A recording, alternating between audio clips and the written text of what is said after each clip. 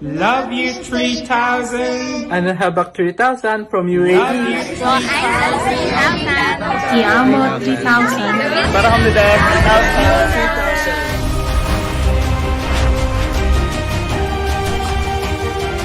3,000. Welcome to another edition of Coach Miranda Miner's Daily Technical Charting, Fundamentals, Improvement of Trading Quotient, and everything about crypto all in one channel.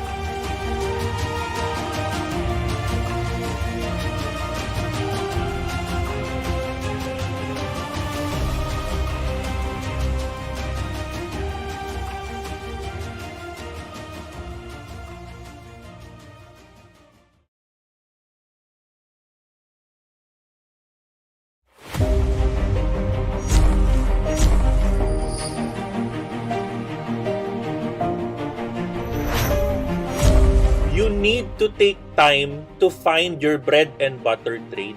Ang focus is very important. Dahan-dahanin mo, wag ka mafo-FOMO. Diba? I always tell you to trust the system.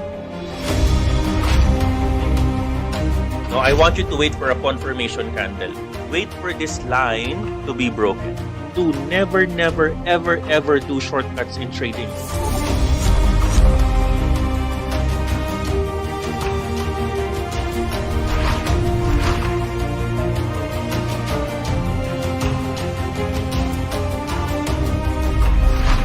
Kaya ang galing-galing talaga pag natutunan mo yung tinuturo ni Coach bago na-i-apply mo. Bago yung patient lang, yung patient tsaka yung discipline.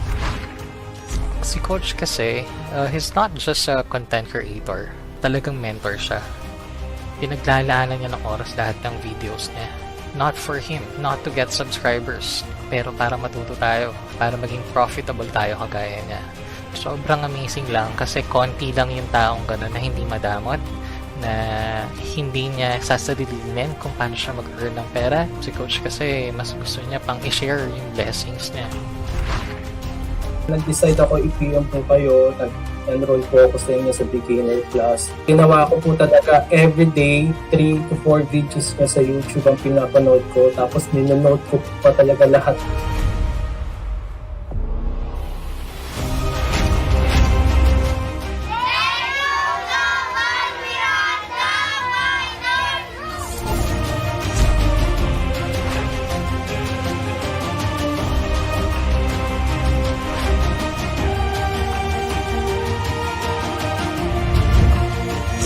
Magpahinga ka. Hindi tatakbo yung market, hindi mauubos yung trade setup na yan. Find that bread and butter setup. Vulnerability in trading is our most accurate measurement of trading quotient. You have yet to see your success. You have yet to see your millions. Andiyan dyan na. Are you going to give up today? Or are you going to use the word not yet?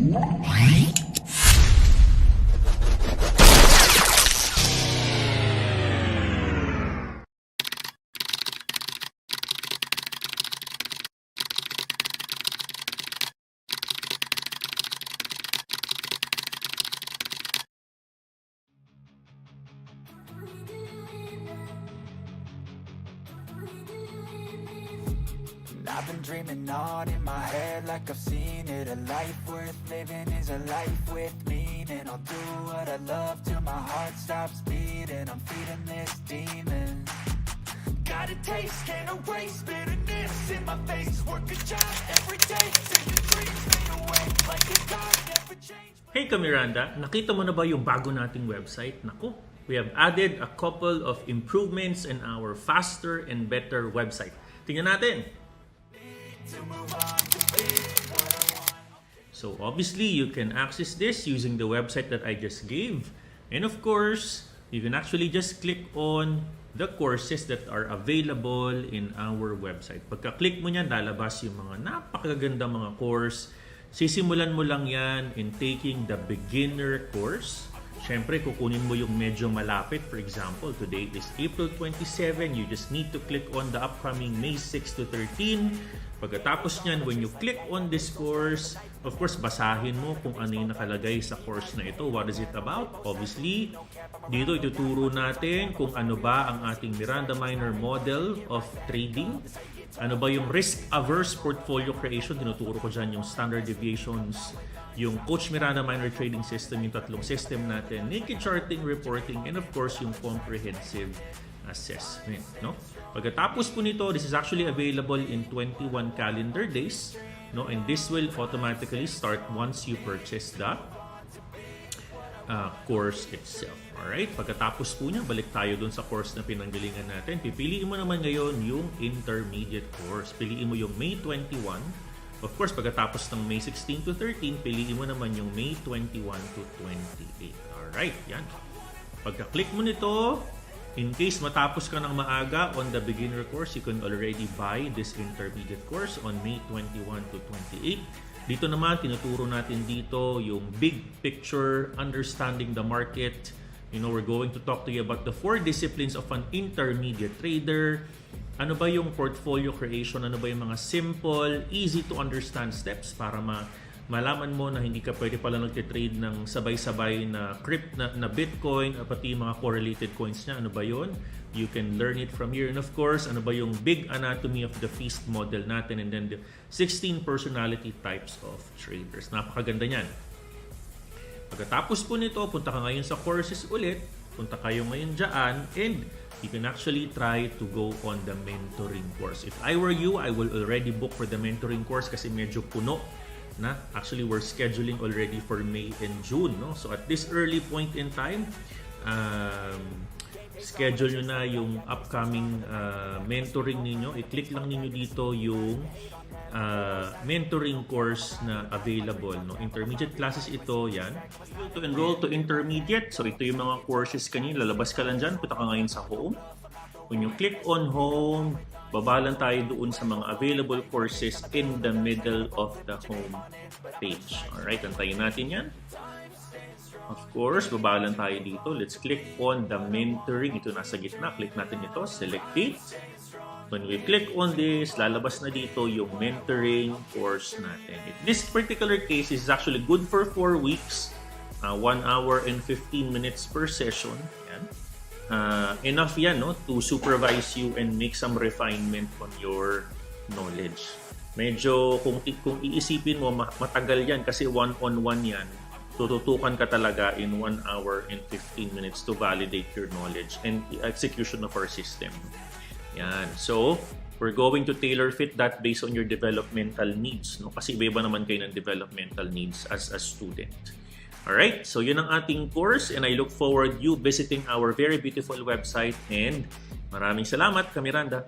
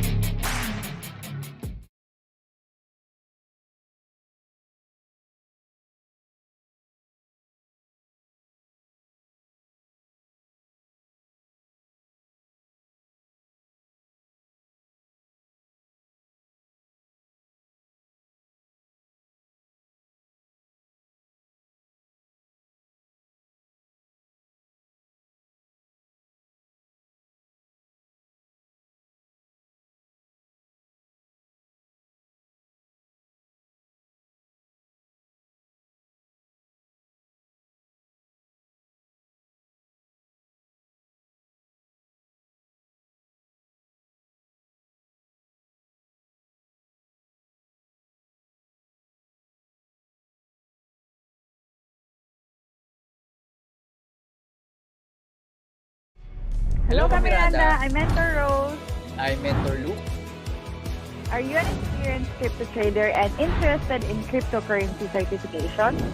Or are you a newbie in crypto na hindi alam kung paano at saan magsisimula? We have good news, Miranda. Global Miranda Miner Elite University is now offering a crypto primer course just for you. You can learn more about cryptocurrency, NFT, DAOs, Web 3.0 when you enroll in our crypto primer course. And wait, there's more. We will issue a certificate after you take the course so you can be a certified crypto NFT decentralized finance professional. Wow! So ano pang hinihintay nyo? Visit us at our official website www.globalmirandaminer.com. Hurry and enroll now, Miranda. See you in our classes!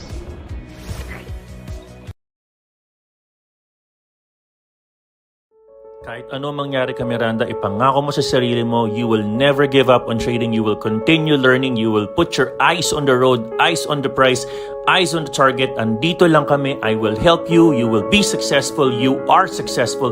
Claim it. We are here to support you.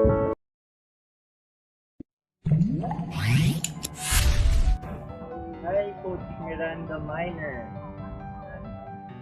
We talked a few times now before, but I didn't get to formally introduce myself back. So I'm Good. I'm an airline pilot, and I'm Elite University graduate, beginner's class batch 21 and intermediate class batch 18.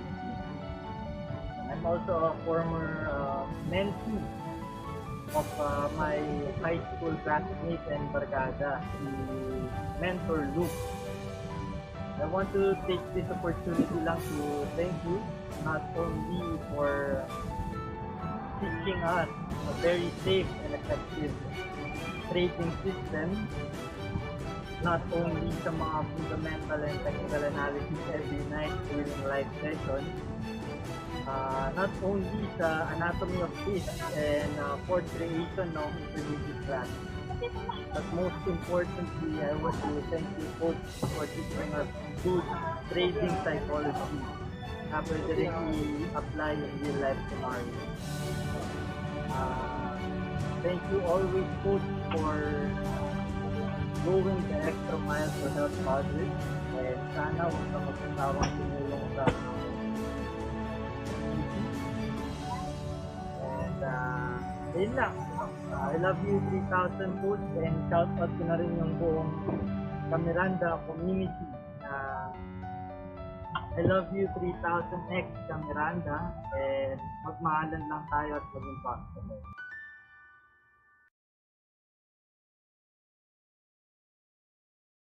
Daily affirmation and commitment.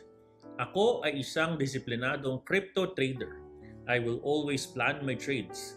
I will not enter if it's not my bread and butter trade. I will say no to FOMO dahil I can always earn profits naman in my alpha trades. May tamang signals for buying and selling. Bakit ako manghuhula analysis? I will journal my trades because I want to know myself more. I know that my emotions will be known if I write them down. I will treat trading as a business, and that since I don't have a boss, I will make myself accountable to my losses. I will do all of this, I promise. Because alam ko, yayaman ako, uunlad ako, I can reach my dreams very soon. Trading is not a sprint, it is a marathon, and I am a millionaire. Millionaire trader, and I have a millionaire mindset.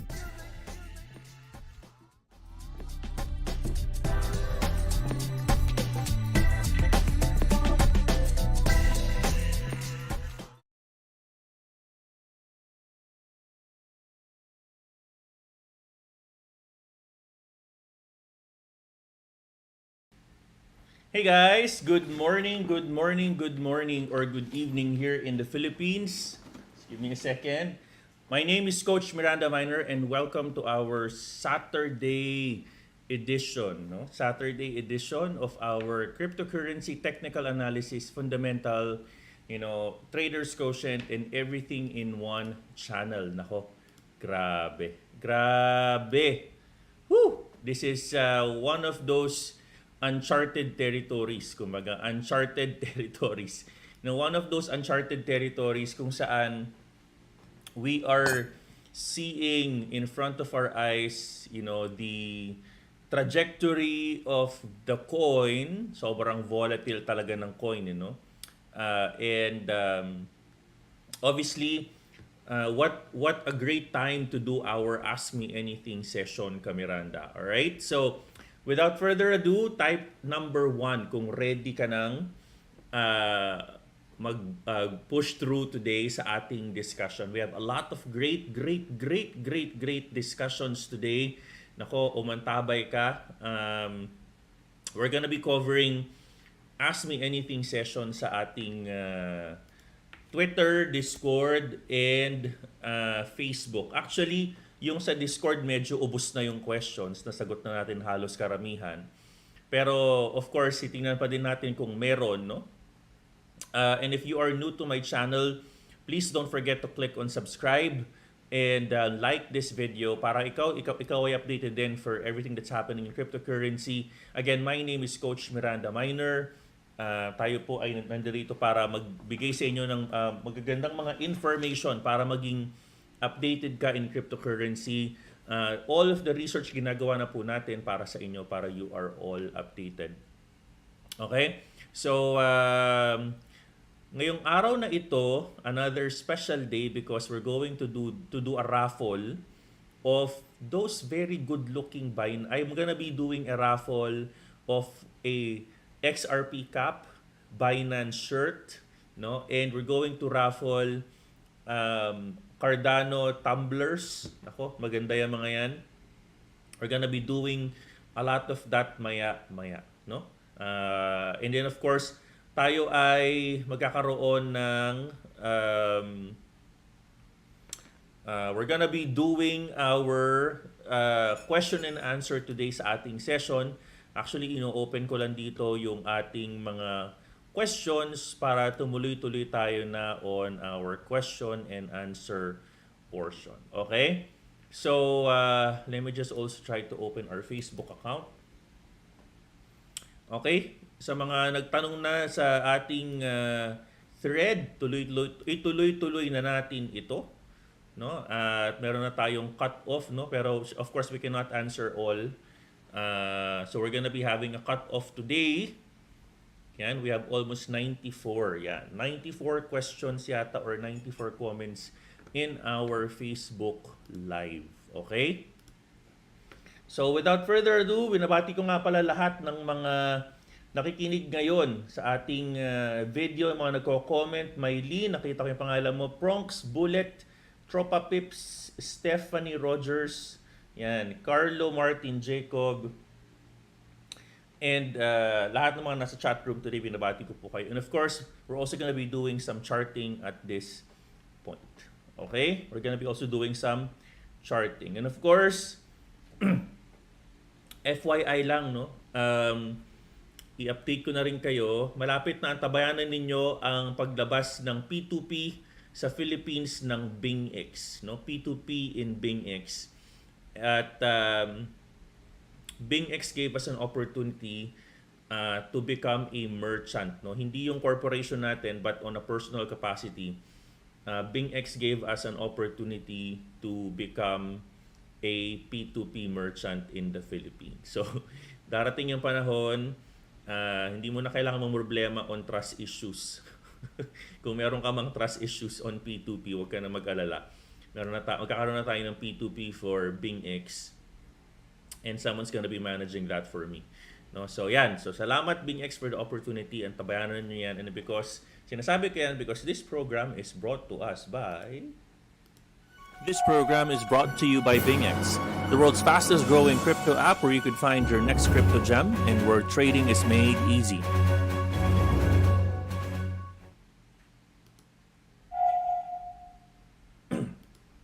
Okay. So binabati ko nga pala yung mga nagpa-shoutout sa chat room. SR watching from KSA, Teresa Bellanes. Oy, maray na banggi. Jason, shoutout sa iyo. Jose, Eileen, hi, maraming salamat to all of you. All right. Okay. All right. Yes, higher high, no? Buy and sell ng USDT tayo. Buy and sell ng mga coins. Sorry, coins. But P2P as a merchant, no? Sa Binance, buy and sell tayo ng USD. Alright. So, ang topic natin for today, is this current ongoing price of Bitcoin, is this a crisis or is this an opportunity? No? Is this a crisis or is this an opportunity? No? Isang magandang tanong 'yan, kailangan nating himayin, no, maya-maya. At I will guide you on how to navigate this uncharted territory. No? A lot of the traders are saying na ito ba ay crisis? Ito ba ay opportunity to buy? No, it depends on, honestly, to be honest with you, it depends. The answer here is depending on how much money do you have exposed in the market. No? It depends on how much money do you have exposed in the market. It will become a crisis for you kung 100% ng net worth mo nakapasok lang on all one basket. It becomes a massive opportunity for you if you're cash heavy today. Nagigets yung sinasabi ko? Can you please type number 1 if you get what I'm trying to say? It becomes a crisis if you are heavily, you are all in, no, on one basket alone. No? But if you stay defensive and you are, yes, you have positions, you have some net losses. Tulad natin ako, I'm on a net loss today on my positions in Bitcoin. Sino ba namang hindi? Otherwise, you're not really a Bitcoin hodler, di ba? But it becomes a huge opportunity if you are cash heavy today. Di ba? Parang ikaw pa nga yung manggigigil, bibili na ba ako, coach? Am I going to buy right now?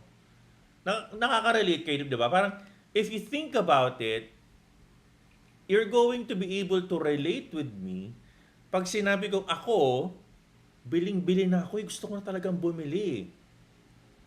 Meron ako na-trigger na order sa 19,800. No?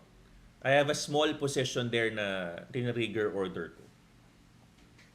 No? And I'm still not going all in. No? Sabi ko kasi niya mag-antay kayo. So it becomes an opportunity depending on what? Depending saan, coach? Depending on how much money do you have exposed in the market. So at this particular point, ang tanong natin is, Miranda, what's our question for today? No, sagutin mo yan sa chat room, magpag-participate ka, babasahin ko yung mga comments ninyo. Question for today is, patawanin muna kita konti. Alright? Give the name of the song that describes you today. Give the name of the song that describes you today. Tingnan natin. Nakaraan sabi ko, give the name of the movie that describes you today. Diba? Anyways, guys, pasensya na kayo, hindi ako gaano nag-active today in social media. Talagang I tried my best to become active, pero tawag ng pagiging ama, no? Yung aking pong anak, pagdating ko po from the US nung Thursday, may lagnat na. No, talagang may lagnat na at natatakot ako kasi niluluwa niya yung pagkain niya. Doon ako nag-worry. No? Mapapayat yung anak ko kaya sabi ko, I need to become a father to my daughter. So, sensya na kayo ha. I really need to focus on her, especially on the Saturday. Anyway, she's doing well na naman. Pininom ko ng Gatorade. Tapos, currently on observation, pina-check up namin. At, kailangan nating i-monitor lang, no? Siyempre, mahirap na, no? Kasi, pero in fairness naman sa kanya, nagkaroon siya ng lagnat before pa ako dumating. Siyempre, nag-worry din naman ako kung karoon ba ng lagnat yan pagdating ko, baka yung dinala kong virus, di ba? Galing ako sa ibang bansa. Anyways, so, yan, give that one name that describes you. Moon, shallow, pagdating ng panahon. Alright? Bagsakan, sabi ni David Polo. Ayan, bagsakan. Wrecking Ball, Better Days, sabi ni Doc Amy. Yan. Alright. Okay. So, ano ba yung nangyari, no? Again, I'm going to be doing a lot of AMA today. At ano ba yung nangyari? What drove this market, no? Ano ba yung what made this market today, no? So, tingnan natin ng very high level broad strokes tayo. Of course, unang-una, there was a Terra Luna collapse, no? One thing that we need to understand is itong Terra Luna collapse bilang isang multi-billion market capitalization fund. Yung pagbagsak nito, hindi to basta-basta pwedeng, wala na siya nung Friday, we will move on Monday. Hindi pwedeng ganun. Diba? Hindi pwedeng ganun. We need to have a little bit of awareness that itong Terra Luna, there are mga tahi-tahi na mga companies that are heavily invested on Luna that may be affected. No? And apparently, because of the Terra Luna collapse, syempre nagkaroon ng market speculation and market panic.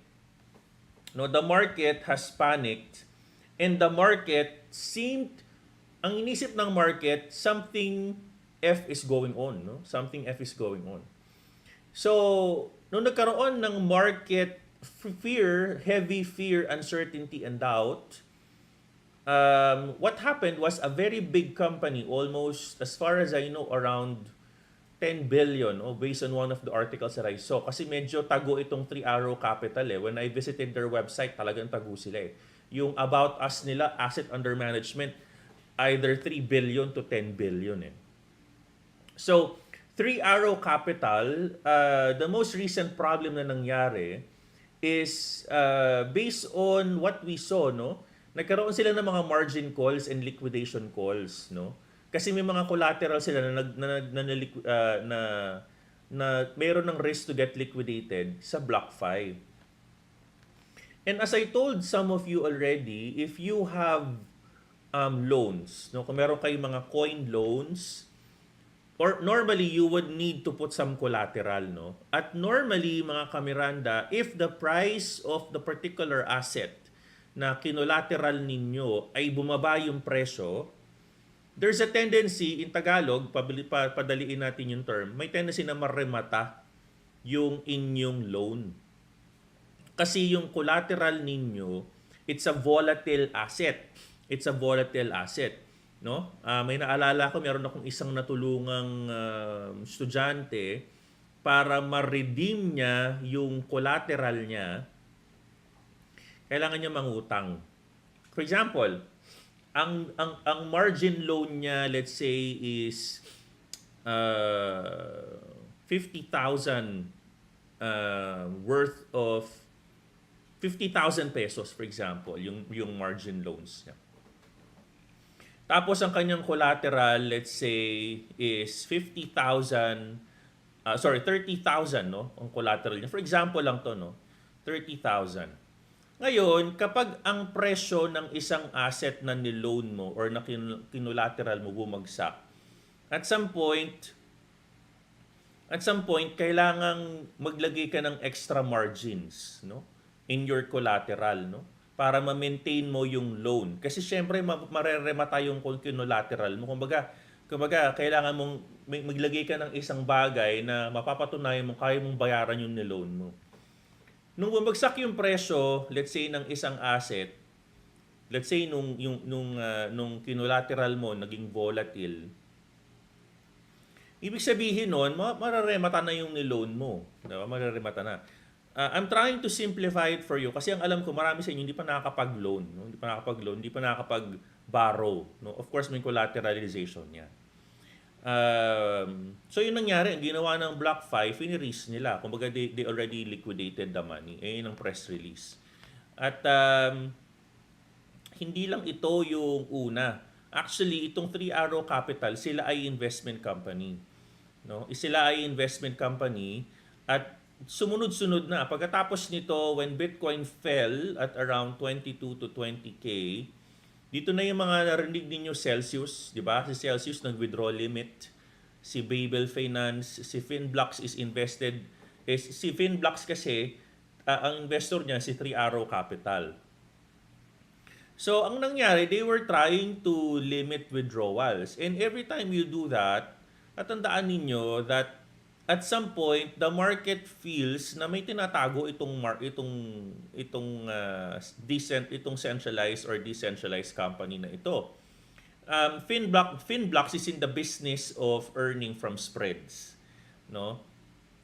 Technically, ang business ng Finblocks, if you remember guys, no, nakausap natin yan when they were here in the Philippines. They're in the business of asking people to stake their money. Yun ang business nila. Diba?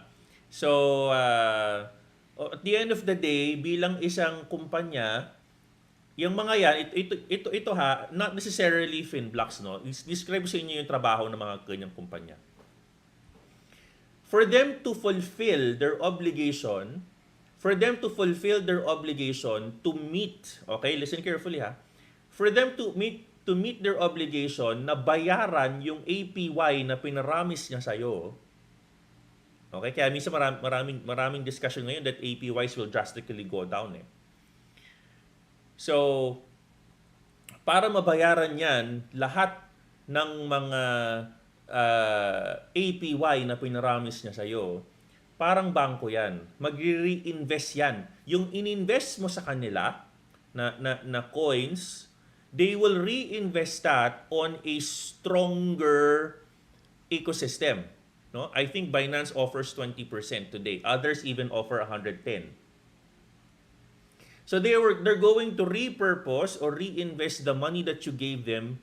They will just not reinvest it within themselves. They're going to reinvest that on a bigger infrastructure. Okay? They're going to reinvest. Parang for example, isa kang bangko, paano mo mababayaran yung interest na pinangako mo dun sa depositor mo? Of course, as a bank, you're going to repurpose some of your assets into investment, portfolio management, markets. You're going to participate. Look at the banks right now. Meron silang mga asset investment companies. Nire-reinvest nila yan. So, at the same time, they can probably earn 4% or 5% per year. Pwede nilang bayaran yung interest na pinaramis nila sa'yo na 0.25%. No? So, pwede nilang bayaran na yung 0.25%. So, at some point, itong mga to, kaya sinabi ko sa inyo in my Twitter account, okay, magkakarugtong ang bituka ng mga yan. No? Huwag mong isipin na isa lang yung mga yan. Alam mo, di ko nasasabihin ko ano pangalan, no? I spoke to someone in the States. Sabi niya, alam mo, nagwo-worry kami, sabi niya. Because baka wala na kaming trabaho, sabi niya. Bakit ano nangyayari? Nasa States pa ako nito ha. We're now holding withdrawals of our clients, sabi niya. And sabi niya magkakarugtong yan. And true enough, totoo 'yon kasi if you try to look at the spider web or the ecosystem, they're actually reinvesting their money on other platforms eh. And majority of them of course is in one of the biggest in Binance. Pasalamat tayo, Binance is strong at this point, at least alam natin, 'di ba? So because of this, Kamiranda, yung massive panic, the massive capitulation of the market, and more than that, kasi yung retailers lumalaban eh. Ang nangyayari kasi ngayon, institutions are getting liquidated. Okay? They're getting liquidated. So what does that mean, Kamiranda? Is that kung ang mga institutions ang nade-liquidate and then retailers are still fighting, kawawa retailers. Kawawa yan. Kasi syempre, siya yung mag-face ng havoc ng market. Siya yung sasalo ng wrath ng market. No? So, ito yung broad strokes natin. Ito yung high level na if you think about it, the market and the whale activity and the retailers activity are impacted by the supervening events, no? Yung mga pagkasunod-sunod na mga events na nangyari sa market. Imagine ninyo walang Terra Luna collapse. Imagine ninyo wala nangyaring ganyan in the past couple of weeks. Dapat lumalaban ang crypto in terms of inflation.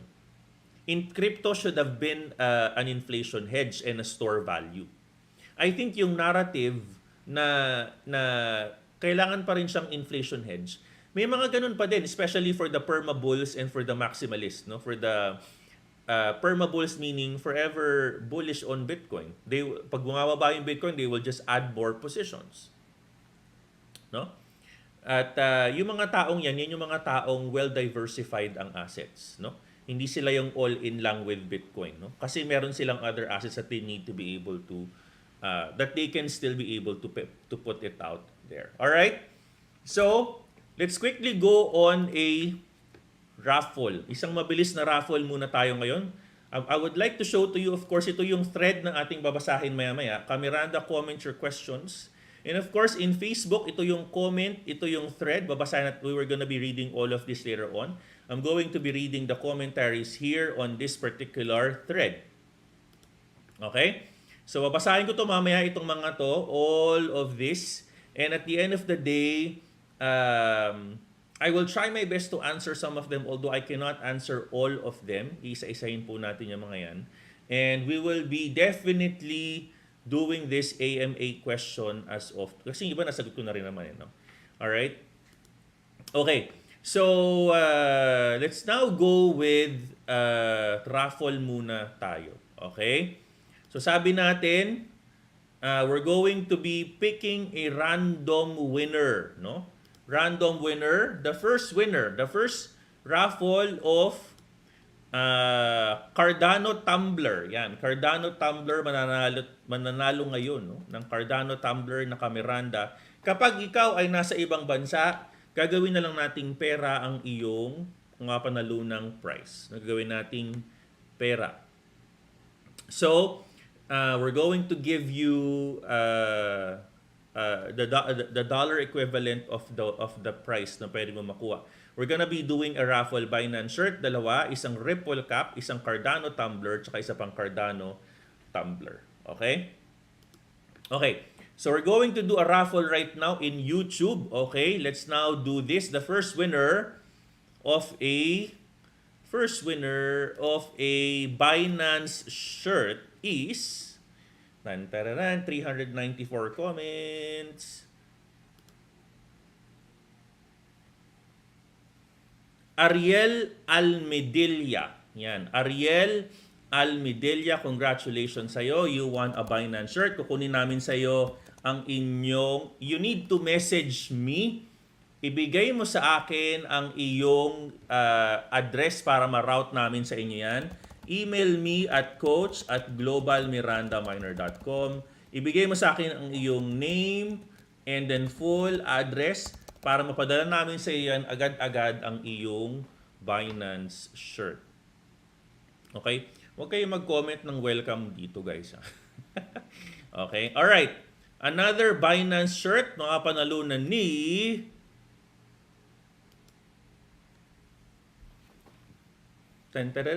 Vincent Katakutan. Ayan.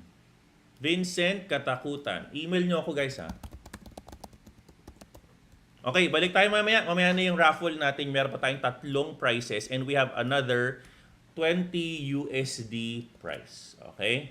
20 USD prize later on. Okay, let's now do this. Alright. Let's now do some of your questions. Alright. Unahin ko na to.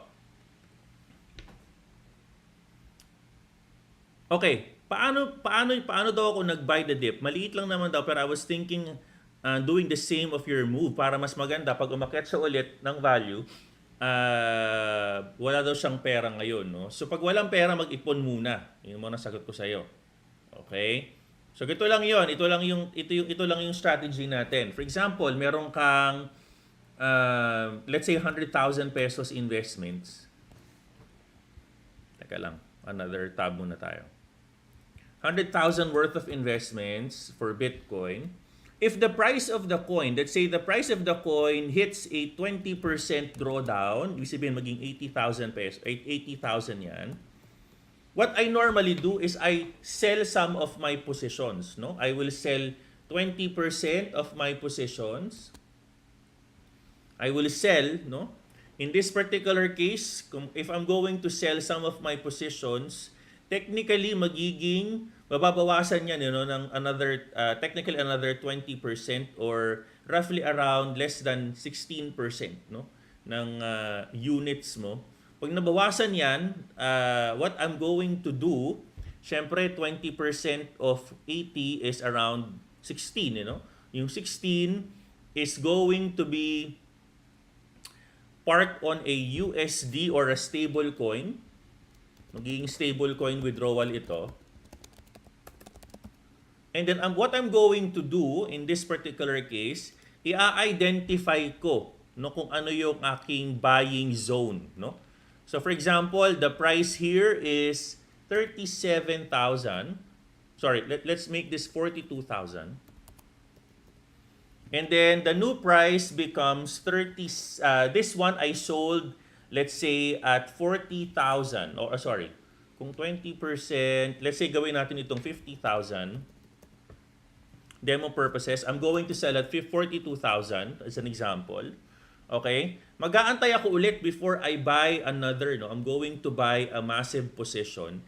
In this particular case, the last time that I remember, there is a critical support area at 37,000. 37,000. So instead of losing more money from 42,000, I'm going to withdraw 20%. I'm going to buy again at 37. Yan. Okay? I'm going to buy 37. Okay? If it breaks the 37, or I will have another support area, that I will identify. Pag bumasag doon, it can potentially further go down. Pwede mong gawin yon. Otherwise, kung meron ka pang money, ang pwede mong gawin ganito. This is what I'm doing, Let's say, key level support.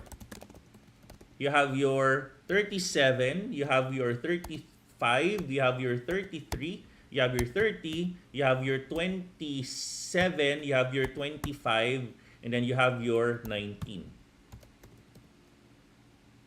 Yan. You have your key level support. Now, I'm just trying to remember based on my memory. Those are my key level supports. So what I'm going to do is I'm going to add values here. Right? I'm going to add values there. And I'm going to evaluate long-term. For example, all of my positions here on this level, if we hit at 25, technically,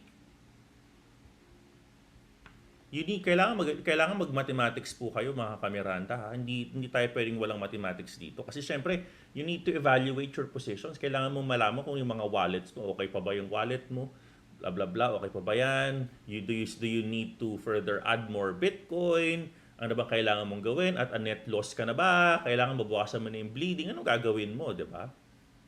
So, ibig ko sabihin, hindi naman ibig sabihin, bibitawan mo lahat ng coins mo. Hindi totoo. Ako, at some point, I'm on a net loss today.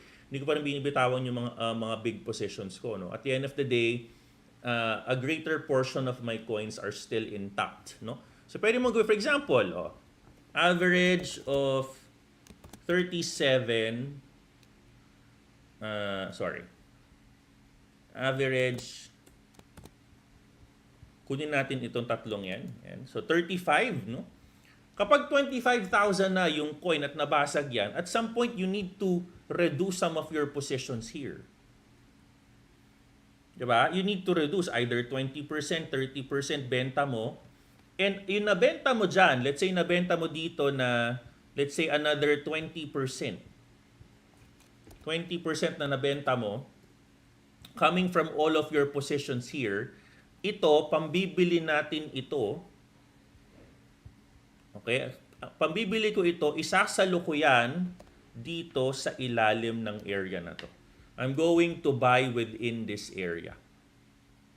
So, ibig sabihin, I'm not holding too much money on top. I'm going to start repurposing some of that money, buying it at the true bottom. I need to identify my key support areas. That's what I'm trying to do already. So, Kaya pag sinasabi ko sa inyo, stay defensive, stay liquid, what I normally do pag sinasabi ko yan, I'm trying to review my portfolio. Ititingnan natin, kapag hinodel ko pa to, will it make me bleed more? No? Ako ba ay mas matatalo lalo pag hindi ko binitawan yung some of my positions on this area? So magbebenta ako dyan, I will sell around 20% of my positions habang nagna-navigate tayo below 30,000 level, 27, 25. Pag bitaw ng 25, hahataw yan ng around 20. Pag bitaw ng 20, 19,800.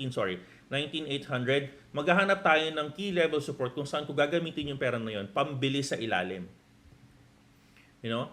You should have that level of awareness. Pag ikaw ay isang investor, massive, dapat malawak ang iyong range, malawak ang iyong risk management. But from an investor perspective, dapat alam mo din what's happening in the market. At some point, kung sigurong balak mong 50 years, 50 years mong iiwanan si Bitcoin, edi wag mo nang galawin.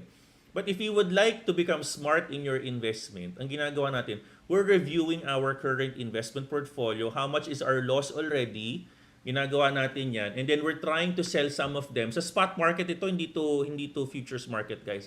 And we're putting more money to buy at the bottom. And after this as well, after this, I'm also putting new money in the system. I'm actually buying more sa ilalim. This is not repurposing some of my funds here kasi hindi to magiging realistic, no? Hindi sustainable yung itong ginagawa natin, no? Of course, we're trying to do this to manage our net profits, our net losses, and our P&L. Pero at some point, dapat, kung talagang Bitcoin holder ka, ang gagawin mo, you're going to put in more money or fuse in more money. But of course, kailangan mo maglagay ng bagong pera kung meron ng stability yung support mo. 'Di ba? Kailangan, 'di ba sabi ko sa inyo, you need to see some stability first. Sabi ko sa Twitter kanina, I'm going to buy.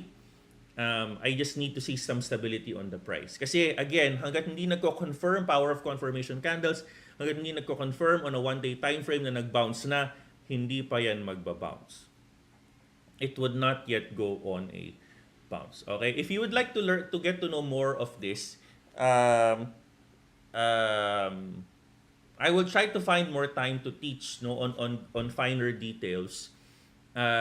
Hindi ko lang pwedeng ibigay sa inyo yung buong wallet natin. And of course, and if you notice, that's one of the things that I'm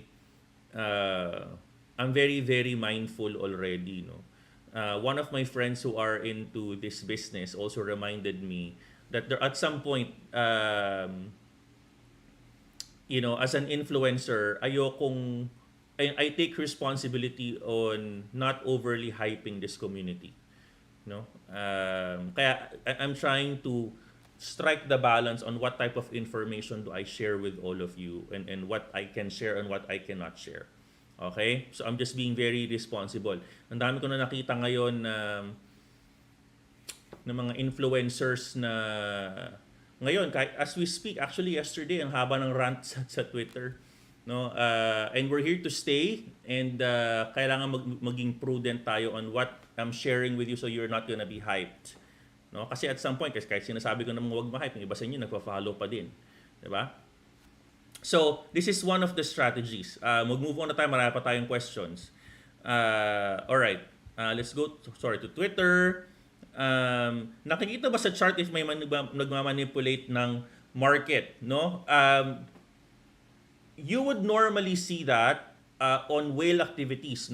Sa Binance, meron kang block order sa baba. Meron kang mga blocks dyan. Pag sinabing block order, ito yung it also happens on stock market. Okay? It also happens on the stock market.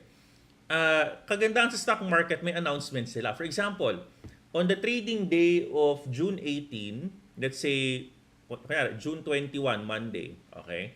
20, June 20, Monday. Maglalabas ng announcement ng PSE. Okay, bibili ang SM. Merong major block buyer, may whale buyer na ang presyo is 20 pesos per share. Ang current presyo ngayon is $18. 18. So ikaw bilang isang trader, merong massive whale na darating, bibili ng 20, ang current price 18, it's a whale signal for you. It is a bull signal for you. So pwede mong gamitin yon as an indicator to buy. in the crypto market, wala namang regulatory body. Bigla na lang papasok yung mga block orders na yan. Diba? So, pwede mong gamitin yun. Kung merong order na malaki, nakita mo sa ilalim, meron dyan mga orders malalaki, paparating, pwede mo sabayan yun. No? Pwede mo sabayan yun. Another thing na pwede mo i-consider, obviously, subscribe to Twitter. Meron tayong whale alert, whale.io. Subscribe on that alert para makita mo na if you know, ito, pakita ko sa inyo ha. Subscribe kayo dito sa alert na ito para alam niyo ha. So whale.io, yan, whale alert, subscribe kayo dyan. So you know what's actually happening. Marami siyang nilalabas na information. For example, yan o, 2,000 Bitcoin transferred from Gemini to an unknown wallet. May mga ganyang alerts. No? So at least you can identify kung meron bang activity na nangyayari. Ngayon, another one that you can consider, yan. You can actually do this, no? Yan, puro mga transfers, no? 4,000 Bitcoin 12 hours ago, ang dami nito. Almost sabay-sabay, oh. 11,000 Bitcoin, 3,000 Bitcoin, 10,000 Bitcoin, pare-pares, puro 12 hours ago. Sunod-sunod. 5,000 Bitcoin in tranches, no? In tranches. Transferred from unknown wallet to Gemini. 20,000, 1,000 Bitcoin, 2,000, sunod-sunod to, oh. Yan, no? So, you can identify na merong nagwi-withdraw, merong lumalabas, may naglalabas na ng Bitcoin niya. Pwede kayo mag-subscribe dito. Another thing that you can do here, and I'd like to share it with all of you, is to identify the top 10 wallets. No, the top 10 wallets. There are 5 biggest wallets today with more than 100,000 Bitcoins. Namely, itong 5 ito. You can actually use this. 1, 2, 3, 4, 5. Yan. At makikita mo naman dito yung in and out. No? Yung last out niya, itong number 1, walang gumagalaw ng Bitcoin dito. No? The last activity was January 28. The last out. No? Yung last out niya. Meron siyang last in June 17. Itong wallet number 2, June 17 din yung last in ng wallet na to. Nagpapasok siya. Yung last out niya was November 12, last year pa. No? Itong pangatlong wallet, meron siyang nilabas June 18, kakalabas lang. No? June 18. Ito namang pang-apat na pinakamalaking wallet, June 10. June 10. Number 10th biggest wallet, June 18. No? So maraming, out of the top 10 wallets, lahat halos may activity na, no? From a last out perspective. From a last out perspective. Tingnan natin tong number 10 na wallet na ito. Yan. Ito medyo interesting to, no? Kasi syempre, meron ka based on here, no, meron siya net profit pa siya na 770. Although pababa no. Meron pa siyang net profit na 770. Interesting. 852 Bitcoins noong June 18. Okay. Interesting. Ang daming activity, guys. So, nakita mo to? On the past couple of on just 2 days. On 2 days alone, ang daming binitawang mga Bitcoins, no? Mga wallets. Another thing, let's go to the top 2.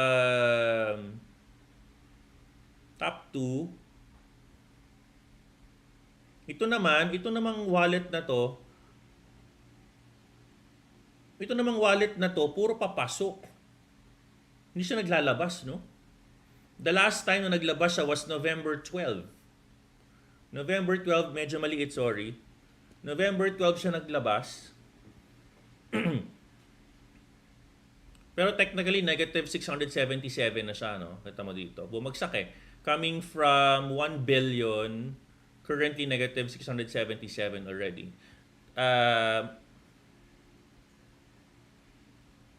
Yan, hindi siya naglalabas, puro siya papasok. Although maliit, halos zero lang. Tapos, ito naman pinakamalaking wallet na to, yung huling labas niya was January 28, 2022 pa. And it's currently negative 4 billion from a profit perspective. No? So talagang massive hodler itong wallet na to. Hindi siya nagbibitaw. So mapapansin mo dito, from basically without going on the entire on-chain analytics, makikita mo naman dito ano yung activity ng top 10 natin. No? So I'm going to send it to all of you. Itong link na ito, isend ko sa inyo to. Para you guys can understand. No? Yan, go to the chat room, makikita nyo yan dyan. Sinend ko na yan sa inyo. Para makita nyo ano yung activities, no? Activities ng mga whales, activities ng mga top 10 wallets from a Bitcoin perspective. No? Kung maraming papalabas dyan, that's a concern. No? Let's click on the number 3. Ito puro papalabas. Alright.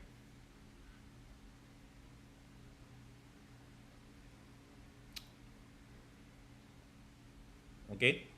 Alright, so another thing to identify your wallet activities yan, okay? So naman yung mga dormant addresses. Okay, let's now go on with some of our questions. Bilisan na natin ito. In your opinion, what is your sentiment?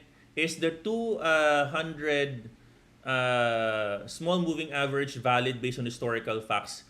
200 is always usable. No, I cannot dispute that. Ginagamit ko din yan minsan. No? 200 moving average is usable. Which DeFi to watch out? If I were you, I will not become heavy on DeFi at this point.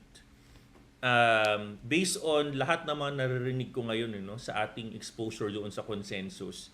If you're going to go on a DeFi at this point, go with the strongest. Huwag kayong lalabas, guys. Huwag kayong lalabas on small companies doing DeFi today. Always go to the top 10 providers. No? That's the safest today. Top 10 providers. Of course, one of them is Binance. No? And then, of course, go to their innovation zone. Go to their newly minted coin section. Go to their,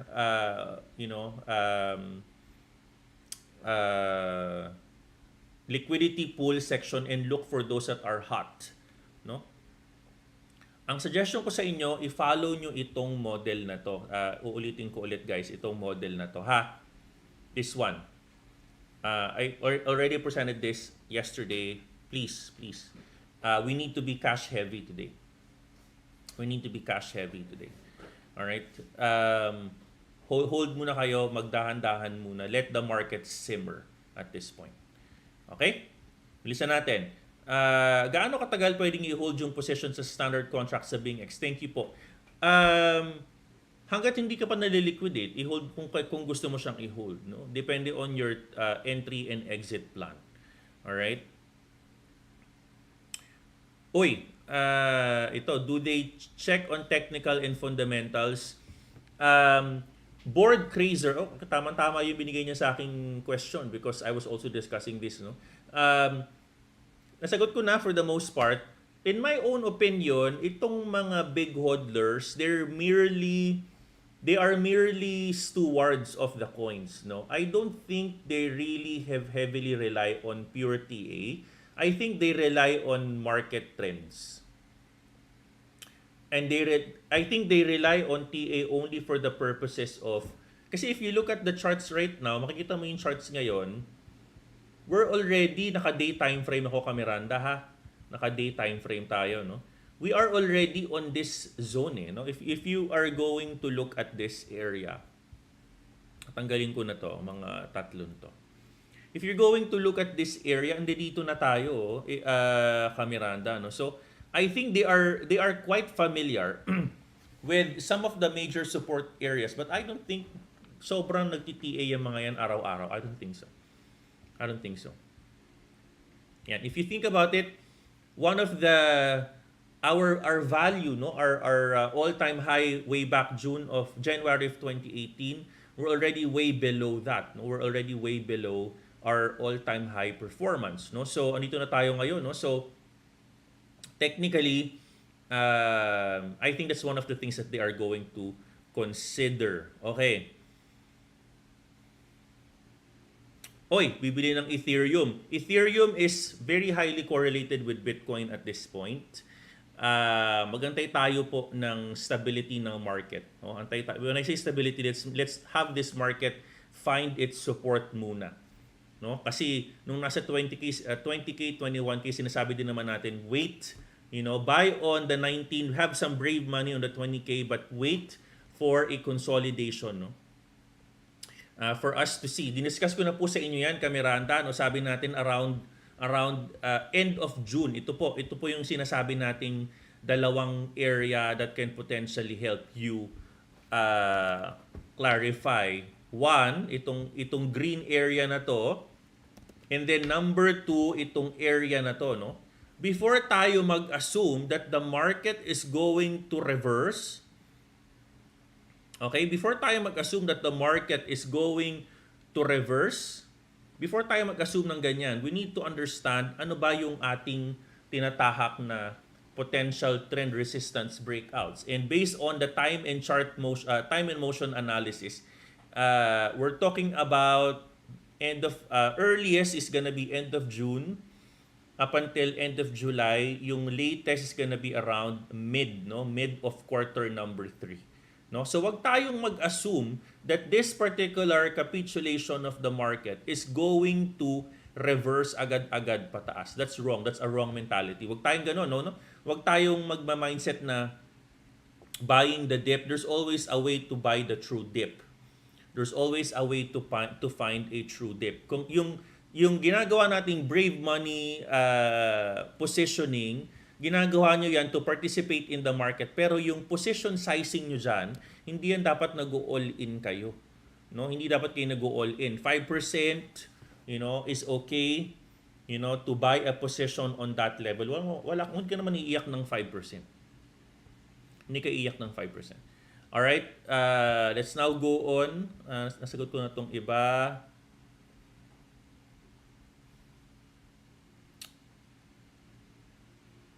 Okay, so ito na iba dito.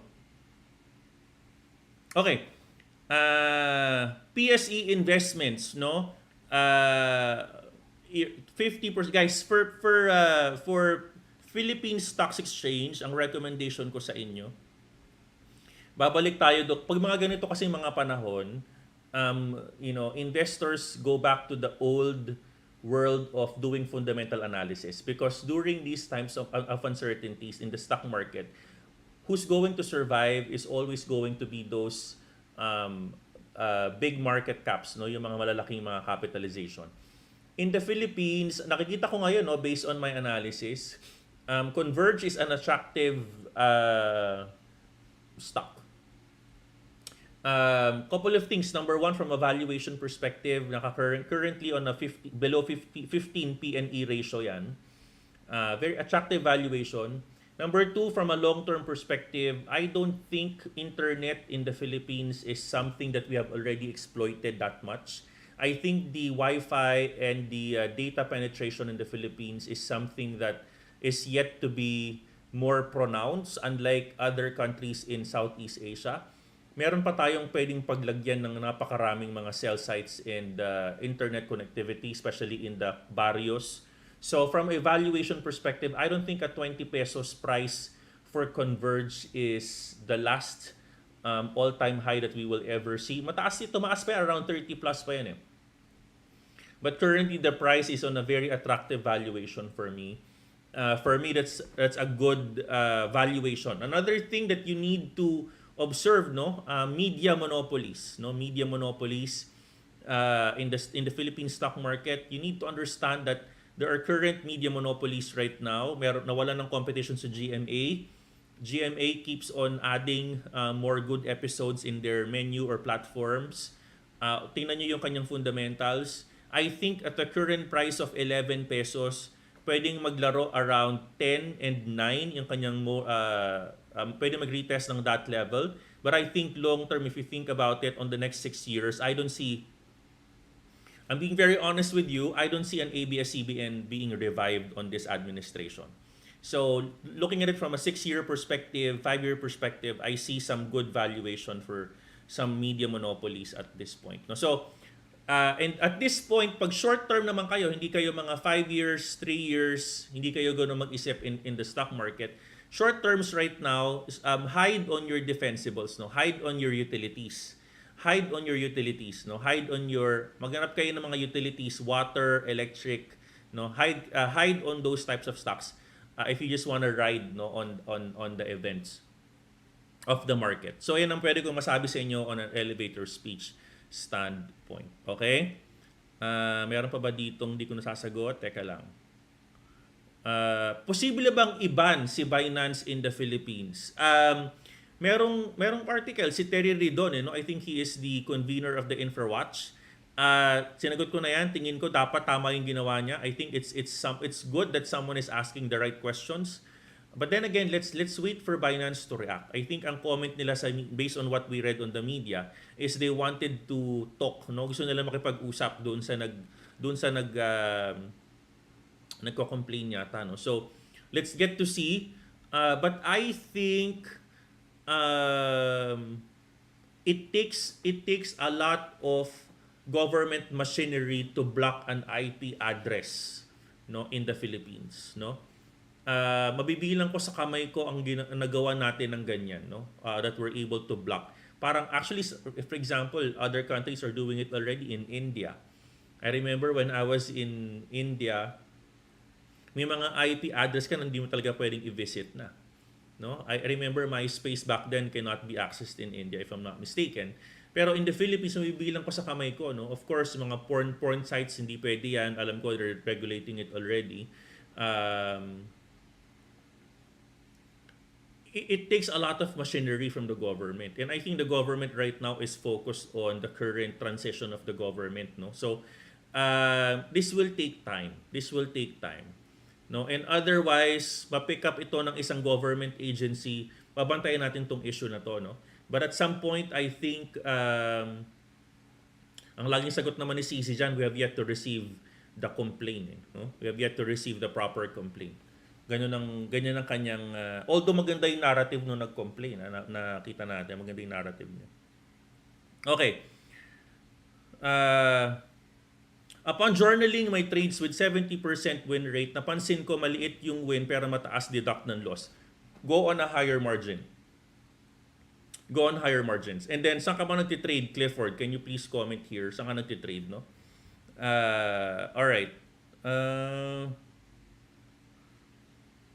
Last area of, I think may sinagot ako dito eh. Ito. Possibility na mag-break yung old resistance from 2018. Sabi ko, pwede. Pwedeng ma-break pa yan. Will rely on confirmation candles to know if it will break down pa. Use one-day candles. Hindi pa siya nagko-confirm eh. The power of the confirmation candles, di ba? You could never rely on current candles. You need to see a confirmation, no? Kung ito ba ay tapos na. Yan ang ating sinabi sa kanya dyan. What else?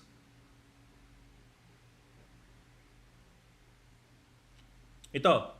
No one knows the bottom, but based on Fib support areas, the following can be retested as a recent bottom. 19,980, 21,600. Wait for the confirmation candles on a daily time frame before assuming it's the bottom. In the meantime, scalp on this area for a potential consolidation.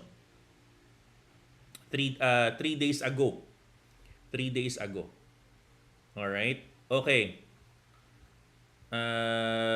Again, naka-AMA. Mag-raffle ako ulit, ha.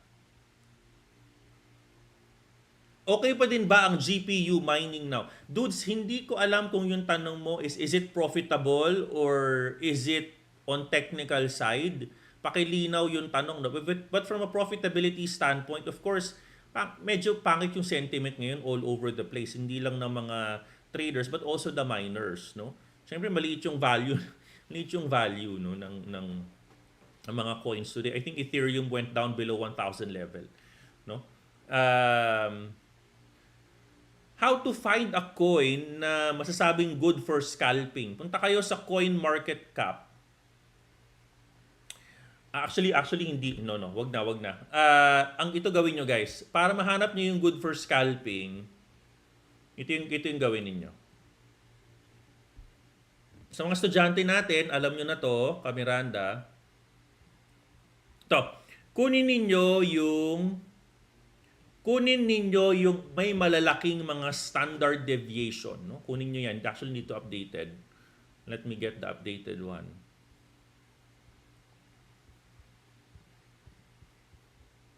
Kunin ninyo yung may malalaking standard deviation. Yun ang i-scout ninyo. Scout that. Maganda, pag maganda ang volatility, mas maganda siyang i-scout. No? Kasi mas malalaki yung bato ng kandila. No? So from a scalping perspective, the higher the volatility, the better. Pero pag hindi sanay, wag munang pag hindi sanay sa malaking volatility, iwasan nyo. Iwasan nyo yan. No? Pwede kayong maupos dyan agad-agad. Okay, pwede kayong maupos dyan agad-agad, no? This market can just quickly wipe you all out, no? Kung hindi kayo marunong sa galaw ng mga deviations ng standard deviation ng mga candles, no? For example, Axie 47%, no? Terra Luna 84%. Yan. So, from a scalping perspective, find the volatile ones para maganda yung galaw ng mga candles for you. Yun naman ang sagot doon. Okay? All right.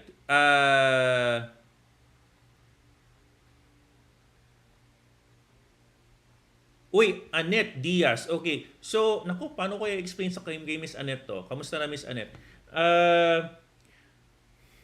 Sige, ipapark ko tong question na to, no? Kasi mahaba-habang sagutan ito. All right, Miss Annette. Okay. Okay, isang raffle muna ulit tayo before we go with Twitter. I'm going to be answering questions in Twitter. Balikan ko sila. Pero isang raffle muna tayo. Okay? Isang raffle tayo ulit. The winner of Ripple Cup. Ito yung maganda. Naku, napakaganda ng Ripple Cup. Sinasabi ko sa inyo, guys. Napakaganda ng Ripple Cup. Alright, let's go to the Ripple Cup winner. Para makasali guys, puntahan ninyo yung video ko. Kung hindi pa kayo nakakasali, puntahan nyo tong video na to. Puntahan nyo yung video na to guys. Puntahan nyo yung video na tinype ko na sa chat room. Okay? Tapos, lagyan nyo siya ng word na #welcome back. Okay, welcome back. Lagyan nyo siya ng #welcome back yung comment. No? Lagyan nyo ng #welcome back. Yan. So, punta kayo sa comment. Yan. Mag-comment kayo ng welcome back, coach. Yan. Welcome back. Yan lang.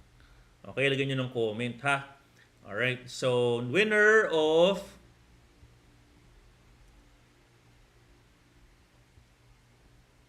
let's go. Let's refresh. Baka may nag-comment na.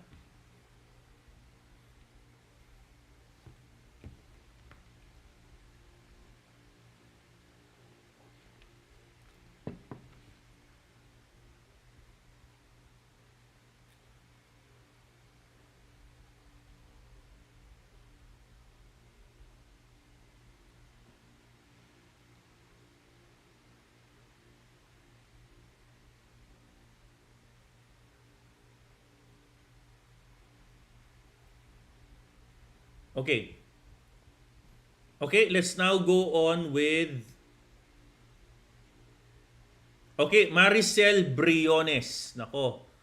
Nanalo ka, Maricel Briones, babaeng nanalo. Alright, let's go with the Cardano Tumbler 1. Cardano Tumbler 1.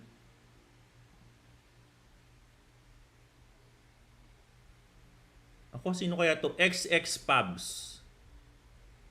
Nanalo siya ng Cardano Tumbler. Balikan natin itong Tumbler number 2 and $20. Balikan natin yan maya-maya. Sagutin mo natin yung mga questions on your Twitter space. No, let's actually answer some of the questions here. Gaano katagal pwedeng... Okay, nasagot ko na to. Okay. every time ma-hit yung set order ko or every time magka-position ako sa futures, tinatalo ako agad yung market almost 10% agad. I cannot believe that.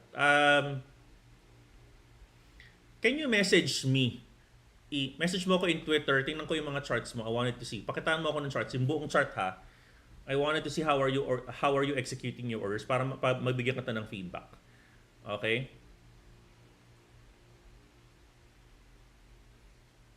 Uy, dito. I think dito is currently priced in on the current rate. Kailangan gumawa si dito ng more branding presence, no, and more capex investments to be shown in the public para maganda yung kanyang dating sa mga investors, no, at dating sa market, no. I think maganda ang effect ni Starlink sa Pinas. But obviously, magkakaroon ng speculative impact yan sa lahat ng telco si Starlink. No? At kung sino man ang kanya magiging partner sa Pinas, yun ang sisipa pataas. So let's just be mindful of that. No? Valuation perspective, I think dito is just rightly priced at this point.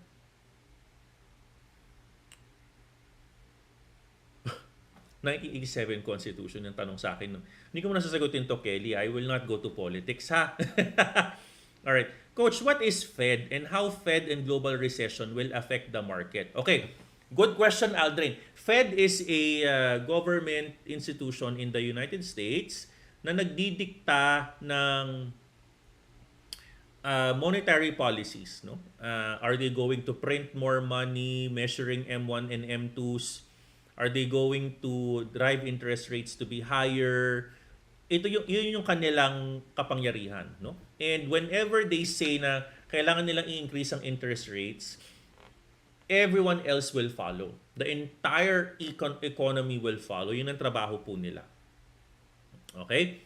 So, how will it affect the market? Of course, pag tinaas nila ang interest rates, kailangan nilang, actually may nag-comment si Mark Novogratz, sabi niya, ini-interview ang Fed, ang sabi ng Fed, we will do everything until this market goes into recession para magpahinga. Recess.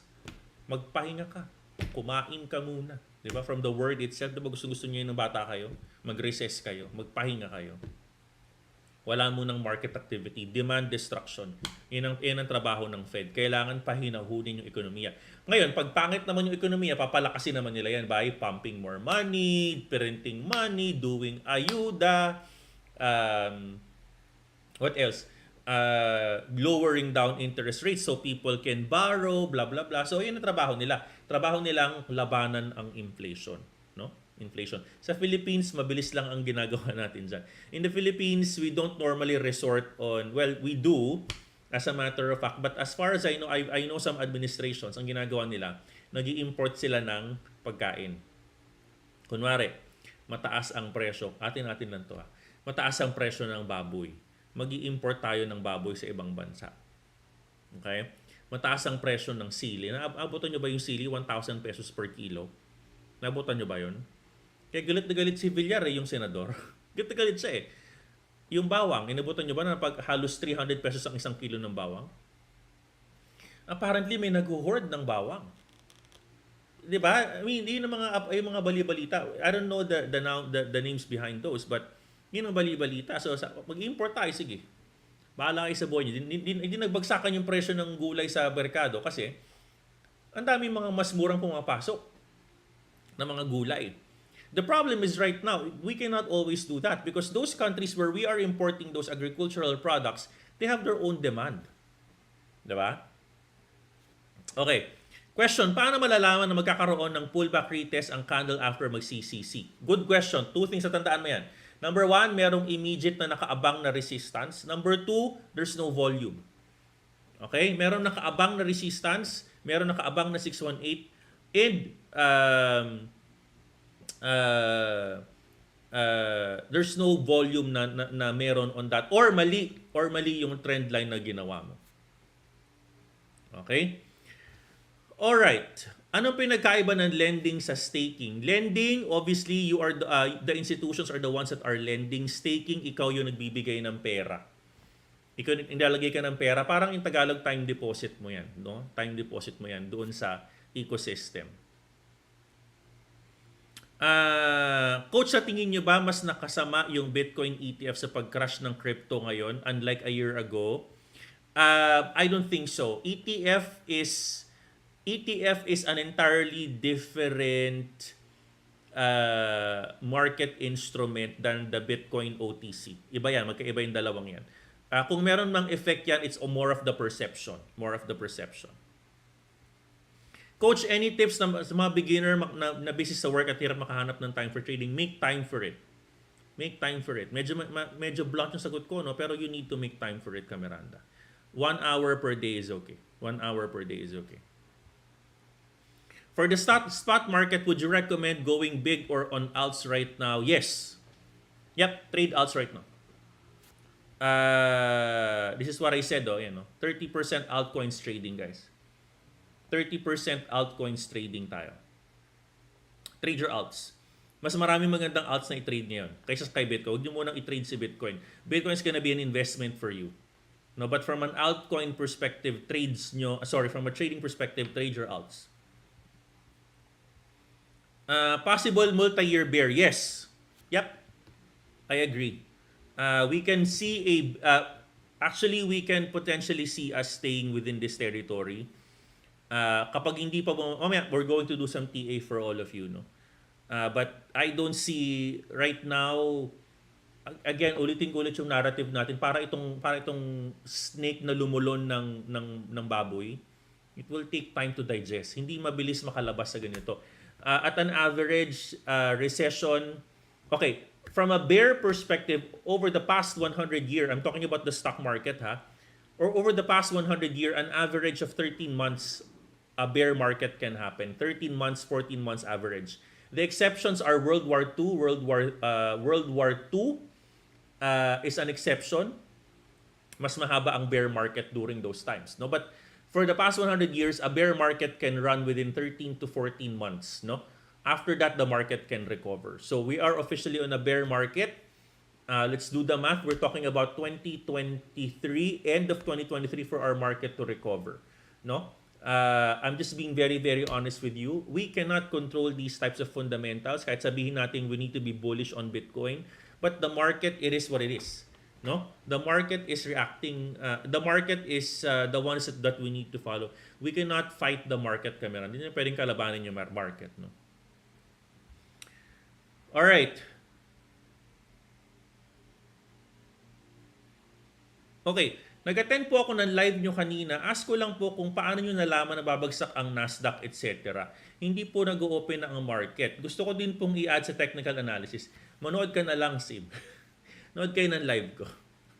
Sabihin ko sa inyo yan. Ayan. Alright. Ito. Well, again, sinagot ko na ito. Actually, si InfraWatch, they're also related doon sa case ni Dito. No?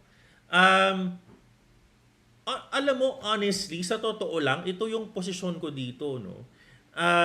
I think kailangan nating isiping maging concern sa mga baguhang traders. And I think, this is my own perspective, no? Pag kinontrol mo kasi si Binance, it doesn't mean na hindi na siya decentralized, eh. Kung gano'n ang pananaw natin, mali yung paningin natin kay cryptocurrency. Napakalaki ng cryptocurrency, guys. Hindi lang ito Binance. No? Although Binance is a very, very big part of it. But I think at some point, kailangan natin, kung hindi man ito i-control, hindi man ito i-regulate, hindi man ito a-actionan, I think at some point, kailangan dumami pa yung tulad natin na araw-araw nagda-live, nagtuturo, nagre-remind, defensive, responsible trading, manager leverage. Kailangan maraming kaya nga sabi ko kahapon kay Dexter Place, tulungan niya ako mag-educate ng tao. Again, I think the government right now is busy on the transition, So tingnan natin if they're going to pick it up. Sana kung ma-pick up nila, as a matter of fact, kung wala namang ginagawang mali si Binance, wala namang problema ito. No? Wala namang itong problema. Kasi they need to hear the other side, no? If ganun yan, you need to have a due process. Kung meron siyang kiniklaim, you need to prove it. Nasa iyo yung burden of proof. Ano ba yung kiniklaim mo? Sabi niya, motu proprio daw. Gagawin natin, sige, we're gonna be hearing hearing with Binance. After notice and hearing and upon finding that Binance has been operating blah blah blah blah blah blah. Tingnan natin yung mangyayari, no? But at the end of the day, let's wait for this, no, to materialize. And if this does materialize, as a trader, the regulation creates glorification of the system eh. Kapag ito ni-regulate, naku, lahat ng bangko papasok kay Binance. Pag ito nagkaroon ng regulation, nagkaroon siya ng, we're regulating today, no? Based on the Bangko Sentral Circular. But kung nagkaroon ito ng adoption sa local market, naku, wala ka ng problema depositing money from your local credit cards. This will just glorify. This will even strengthen. No? I think at some point, this can spark good conversations, no?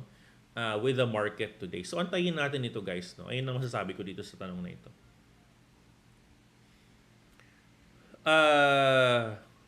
Binance is not a DeFi. Technically, it's a CeFi, centralized finance, because they are a centralized exchange. No? Technically, on a layman term, pwede mo pa rin siya i-consider na decentralized finance kung ino-compare mo siya kay bangko. No? But if you're comparing it in a very, very technical manner with your Pancake Swap, with your Uniswap, with your makers, it's called a centralized finance. Okay? All right. Thoughts on SMC? I think it's a good system. It has its own win rates. Yun lang masasabi ko sa SMC, no? So, but of course, same as my system, you need to understand, no? You need to understand how to navigate and how to use the system correctly. Do I believe Bitcoin can touch 10K? Ayokong manakot, guys, no? But everything is possible. Everything is possible, no? Lalo na binasag natin si 19K ngayon. Later on, I'm seeing a 17,000. Chart natin tong si Bitcoin, ha? Before pa niya i-hit yan, marami pa siyang dadaan ng support area. So, marami pang dadaan ng support area. Wag lang to magdagdagan pa ng isang malaking Luna issue. Wala nang pag-uusapan at 10K can happen, no? It's connected to each other.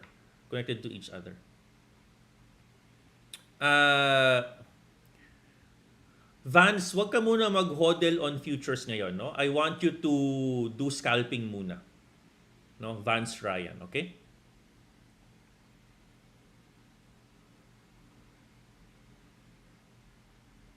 No, they were Jerome, I don't think they're going to honor crypto at this point. I don't think they're open. I don't think they're open at this point for crypto investments as a proof. I don't think so. Okay, Prinsipe, di ko pa nasagot yung tanong mo, but I think the answer is already here. Bumaba pa lalo yung Ethereum, no? So, let's wait. Later on, I'm going to do some technical charting kung saan tayo pwedeng magkaroon ng good positions. Okay, sana nasagot ko lahat, guys. Yung mga questions ninyo. In Discord, meron ba akong tanong pa sa Discord? Tingnan nga natin.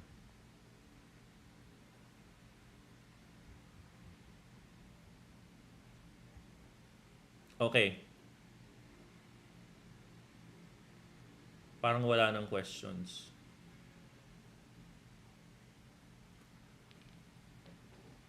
Okay, Coach, enter. I think this is Ada. Mamay chart natin si Ada, no? We're going to chart Ada. Hindi ko po kaya ng sked maka-join sa bootcamp. Okay lang yon. Just look for the modules. That's fine.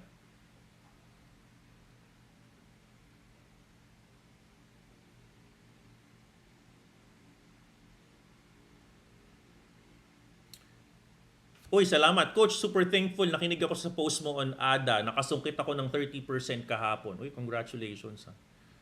Okay, congratulations. Makinig lang kayo sa mga charts natin. Okay? Wala namang halos questions no? Alright.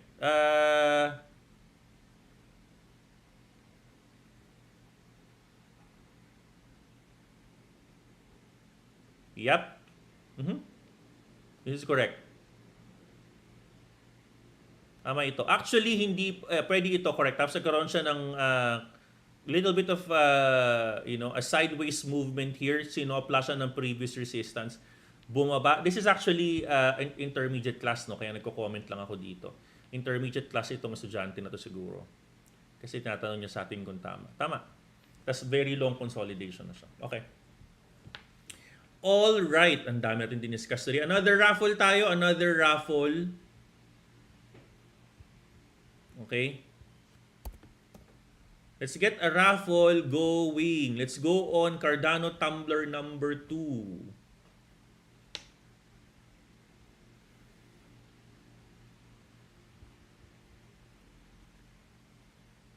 Brett Gonzalez. Thank you.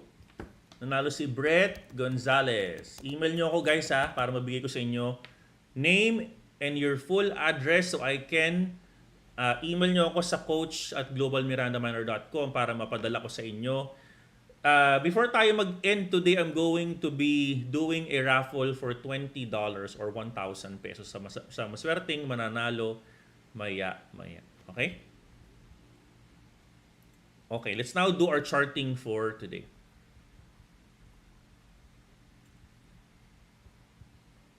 Okay. So, if you look at the performance of the market, we were hoping that the 19,000 can hold, no? Kasi meron kang previous resistance dito, no? So, kung hindi man siya nag-hold, what we're going to do now is to look for a potential support area, no? Potential support area. At before pa tayo mag-Fibonacci's, we're going to look for your previous or your next potential support area, no? The next potential support area is going to be at this rate, no? Lakihan natin ito. Okay? Potential support area at 17,500.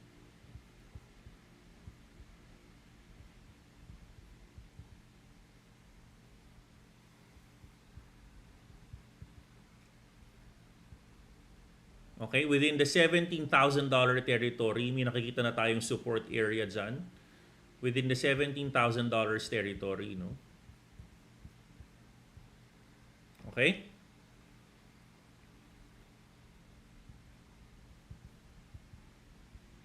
Nag-retest on 18,769, no? So yun muna ang ating gagawing potential support. Baba na tayo ngayon. Let's try to put a Fibonacci extension play pababa.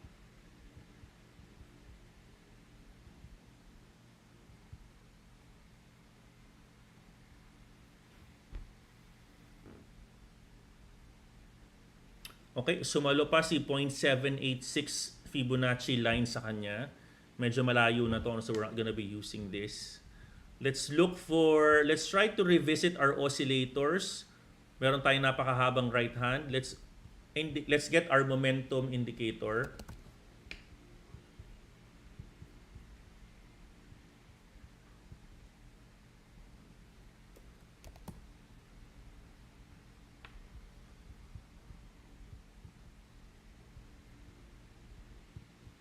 Okay, we're actually on an oversold territory, no, at 23.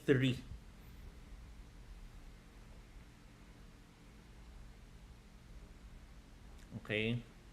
16. All right, the last time this happened was March of 2020 during the pandemic. This was the pandemic RSI. Okay? So, sabi natin dito, the first TRBO can happen end of June, early July. Second TRBO is August pa, no? Medyo matagal. Huwag nating pabilisin, huwag tayong magmadali. Identify our two candles, use daily time frame confirmation, no? So, baba na tayo on a lower time frame. Susukat lang ako dito ng mabilis na potential support area. Give me a second, Miranda.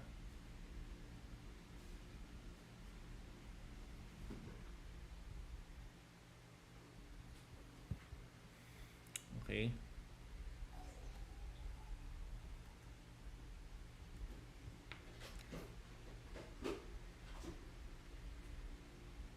Okay. Let's go on a 1 hour time frame.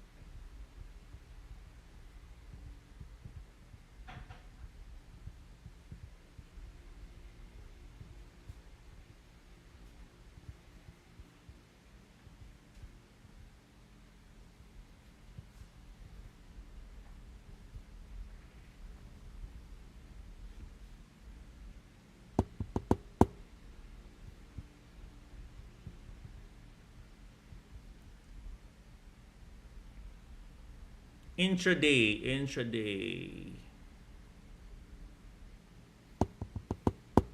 Okay.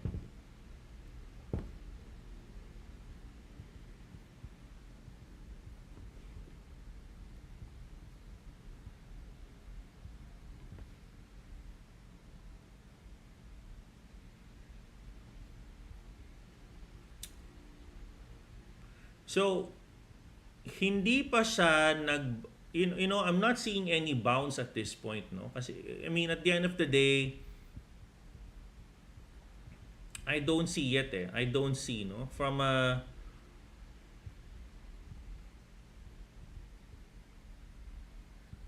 bounce perspective,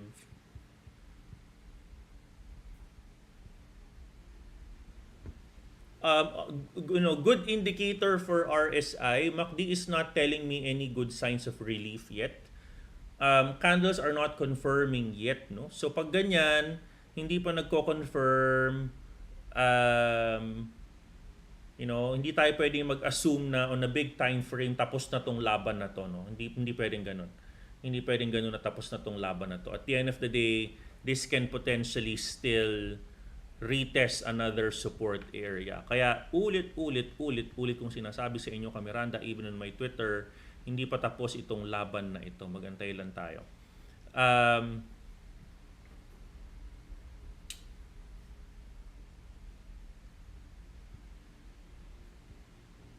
going to look for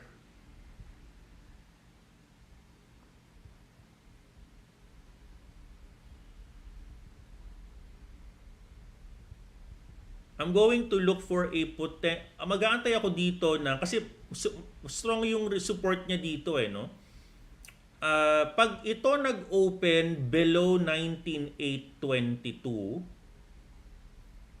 if tomorrow the market opens below 19,822 here, anytime within the weekend the market opens below this area, we can retest a 17,588 as a potential support.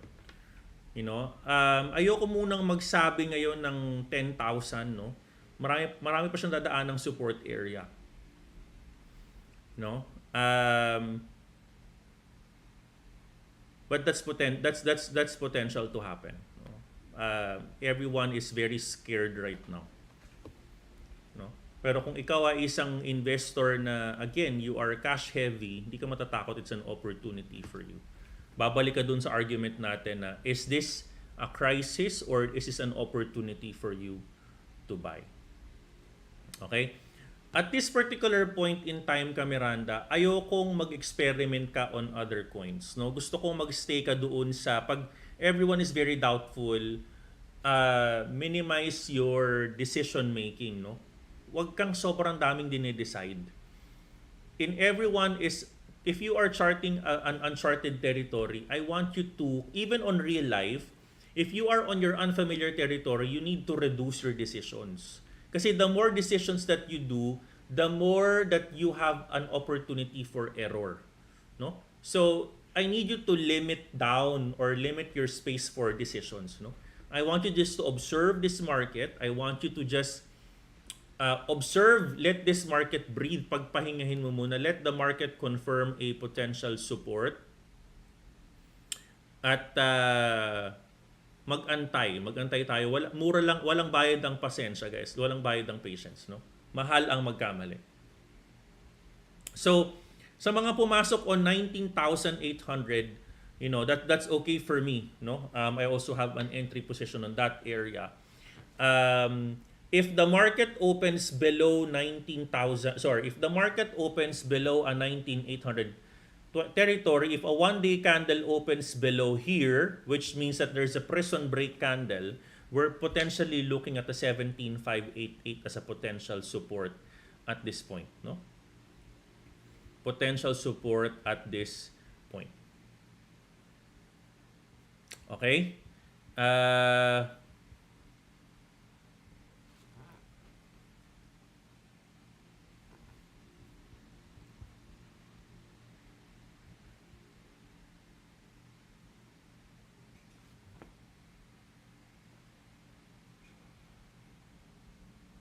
19,458 here, support. Okay, that's good. Inaagrihan tayo na Fibonacci's. Alright, let me remove this. Inaagrihan niya tayo. Very good. Okay, so a 19,000 area, no? 19,800, 19,700, 19,400 is a potential support area. Pag nag-confirm ng pagbaba, pag ang market nag-open ng isa pang day candle below this support area, we're talking about a 17,588 potential support, no? Yan ang akin nakikita diyan. Tapos ito pwede rin itong mag-bounce support, ha. Pwede magkaroon dito ng tinatawag nating old support, can be used as another support. Pwede natin gamitin ito na support area.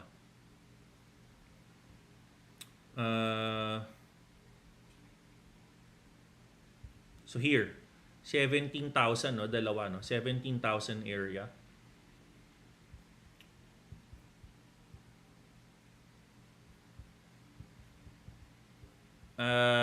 Your momentum indicators say it's a good sign to start doing positions oversold territory, no? When we go to your 1 week time frame,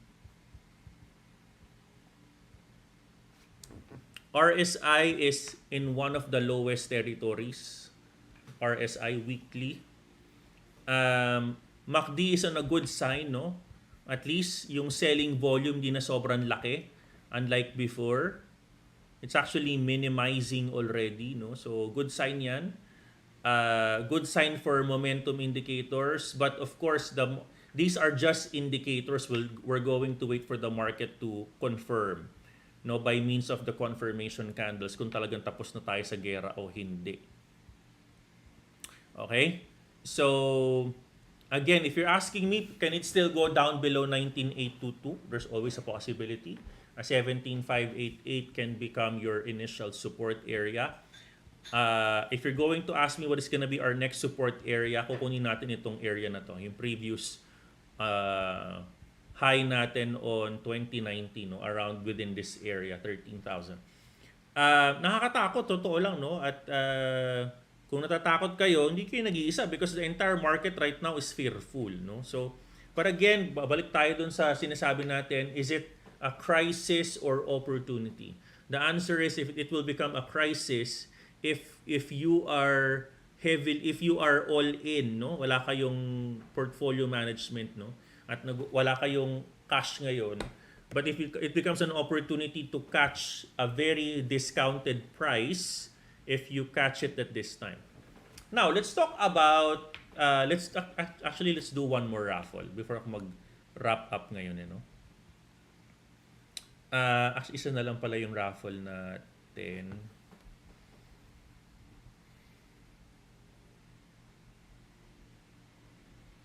Sige.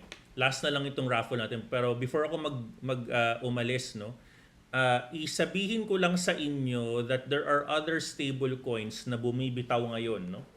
Bumibitaw sa pagkapeg niya, no? So, Magic Internet Money is actually below its dollar peg for the past 2 days, no?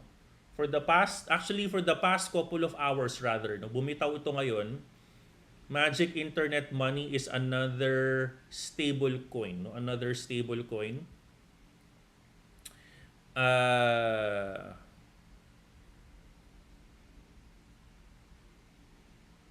Bumitaw siya another, no?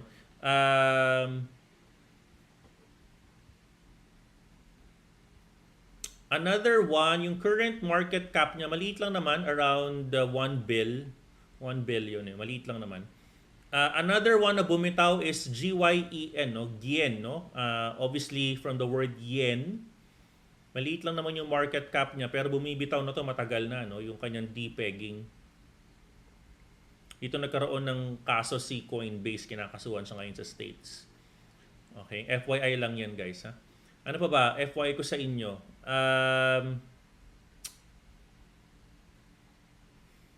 I wanna make sure wala akong makalimutang tanong, eh, no?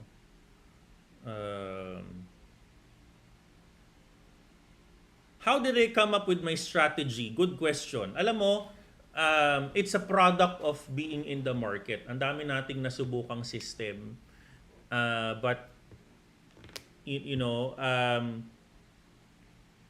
I've been doing a lot of charting, testing, and nakita natin na pag pinagsama-sama natin yung tatlong confluences na tinuturo natin, mataas ang win rates natin. So, to answer your question, I've done a lot of testing to come up with my system. No? Fibonacci system came out, tinuro ko sa inyo yan around June of last year. No? Hindi ko tinuturo yan agad-agad. No? Nung unang mga lumabas ako, tinuturo ko lang basically channel reading, you know, breakouts, breakdowns. Yun naman tinuturo ko. No? But eventually, we put together our system para magamit na ng tao, ni-record na natin yan. So, yan ang sagot ko dyan sa tanong na yan. Yes, you could use it on Forex as well. Okay. Alright. Before I wrap up, Miranda, thank you sa mga 500 plus na nanonood ngayon. Before I raffle the $20 ngayon, bigyan ko lang kayo ng konting update, no, in terms of where the market is today. No, bigyan ko lang kayo ng konting update on where the market is today. Give me a second, inom lang tayo ng mabilis na kape. Give me a second. Huwag kang bibitaw, Miranda, dyan ka lang. Dyan ka lang. Please, thank you. Huwag kang bibitaw, dyan ka lang. Step 1, wake up early, gonna rise with the sun. Step 2, get some good, some food in you. Step 3, think real hard about what you wanna be. Step 4, everybody just do your thing. Wake up, today's gonna be a good day. Wake up, today's gonna be a good day. Wake up, today's gonna be a good day. Wake up, today's gonna be a good day. Wake up, today's gonna be a good day. Pag nag-exam ako, yun makikita ko. Yun lagi nakikita ko. Tapos parang ano yan eh, way of, winawalcome mo yung positive energy and ina-achieve ko, di ba?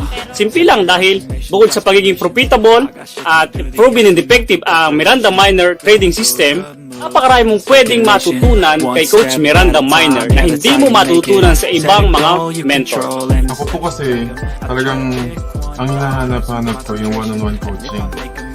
Gusto ko po kasi magkaroon ng personal relationship sa coach or mentor ko. Matanong kasi ako. Kaya perfect po talaga para sa akin ang mentoring class.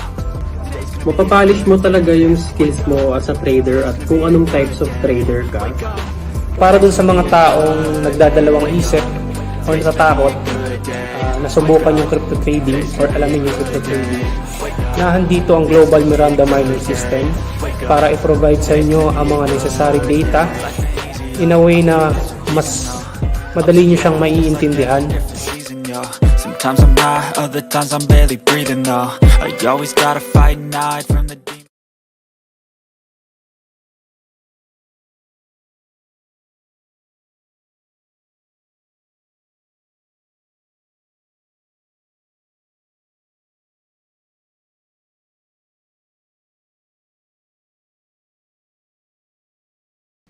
Okay, alright, Miranda, I'm back, no? So, before tayo mag-wrap up ng last raffle natin, bigyan ko lang ng konting context, no? Context. Bigyan ko lang ng konting context itong sinasabi ni CZ sa tweet niya, no? So, let me just try to open my screen. Ayan, okay. Alright.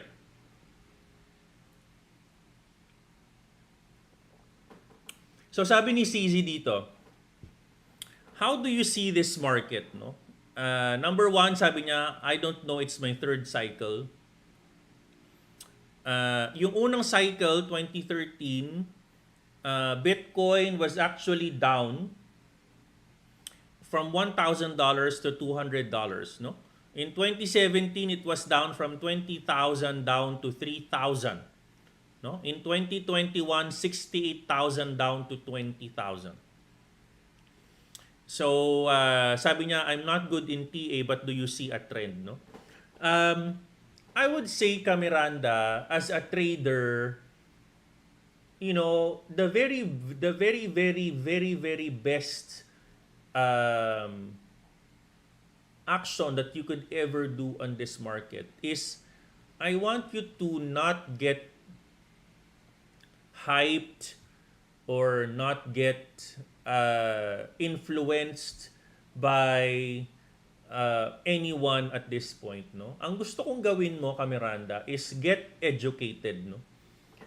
Get educated. I want you to learn. Hindi ka lang mag-absorb ng information. When I say learn, you process, you assimilate. When I say you learn, you also try to, you know, challenge yung nakikita mo, no? And at the end of the day, pera mo yan. Pera mo yan. May mga tao lang talaga na experience na in the market and they know kung paano, you know, at some point, labanan yung pagbaba ng market by hedging against the market at labanan yung market in terms of ensuring na hindi laging papalabas yung pera, no? So my very advice sa inyo ngayon is, you know, whenever you see that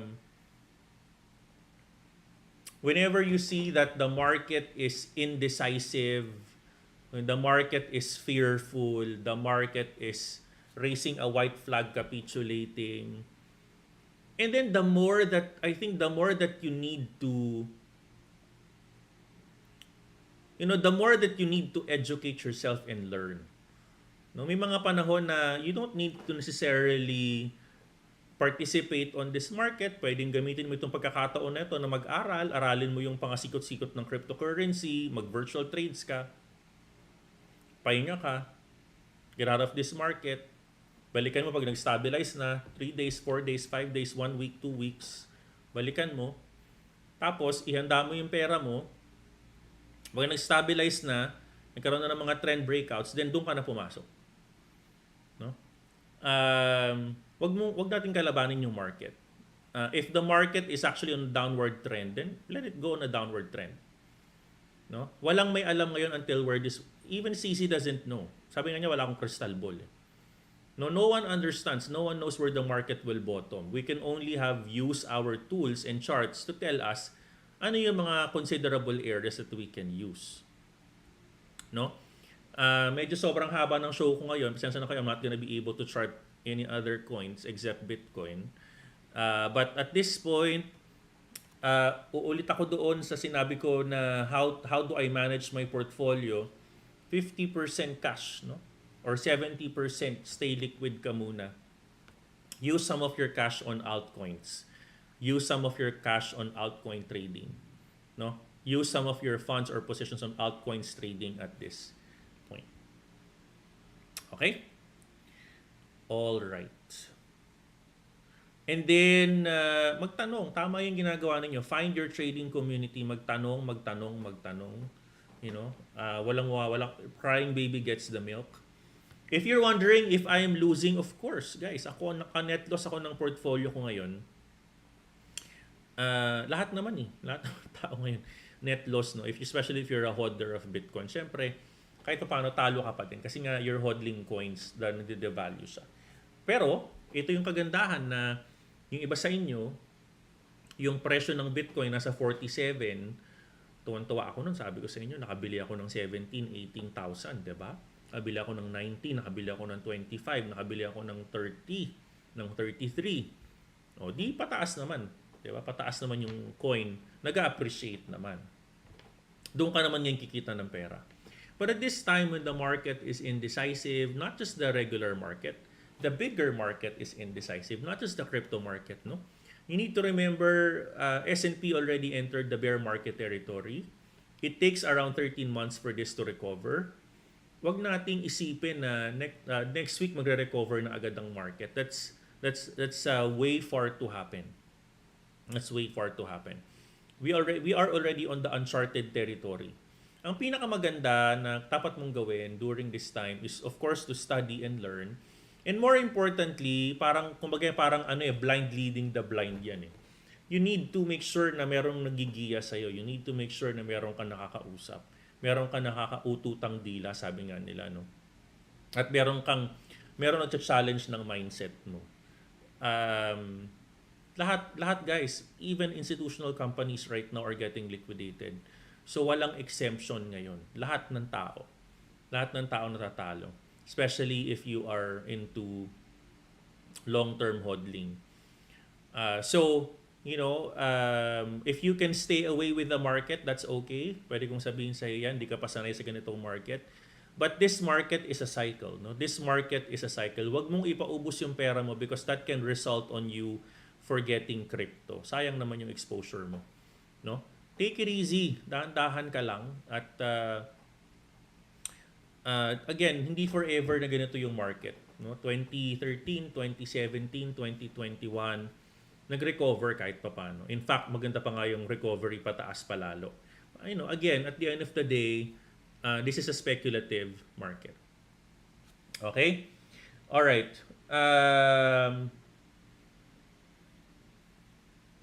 Let's now go on our last raffle for today.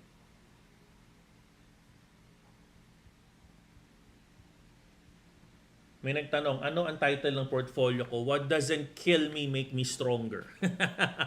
Yan ang aking title. What doesn't kill me makes just me even stronger, no?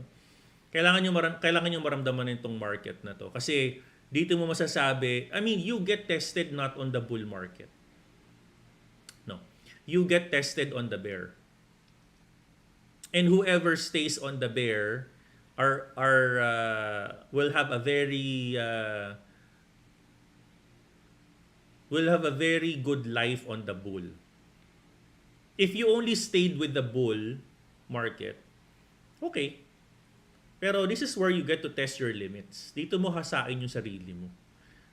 Enjoy the fact na nasa bear market ka because a lot of you are still earning profits. Diba? And that's the walk of life. You can still earn. You can still earn on cryptocurrency even on the bear market. So challenge yourself. Challenge yourself and enjoy. Enjoyin mo to. Look at this as an opportunity to further harness yourself. Okay? All right, $20. Sino kayang mananalo nito? Tingnan natin.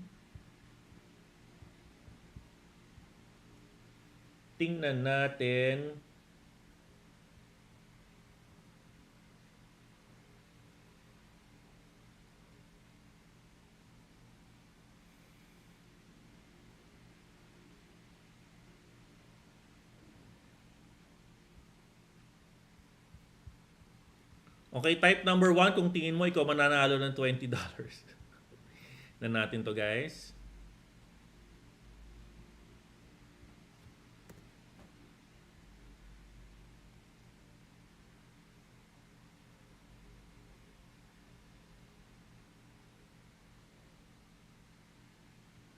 Okay, 488 comments. Pa-refresh daw. $20 winner is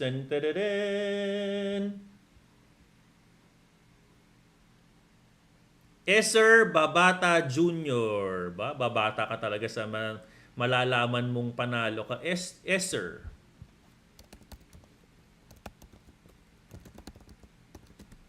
Okay, if you see your name here, Miranda, congratulations sa'yo. At please contact me at coach@globalmirandaminer.com at lagay yung buong pangalan at yung full address para mapadala namin sa inyo ang inyong mga merch, ang inyong mga swags. Huwag kayong mag-alala, marami pa tayong swags. Hindi matatapos yan today. We're going to give it again sa inyo on the proper time. Ang dami ko kayang inuwing mga swags, no? Meron pa akong Hedera Cup. Dami pa. Meron tayong Cardano Cup. Ay, meron na itong nanalo nun, no? Meron na itong nanalo. Basta marami pa tayong swags guys. Ang tabayanan ninyo. Congratulations to all of you. Alright. Naku, napakahaba ng topic natin for today. Sana may natutunan ka today, ha? Kung may na-miss man ako, if I missed any of your questions, huwag kayong mag-alala.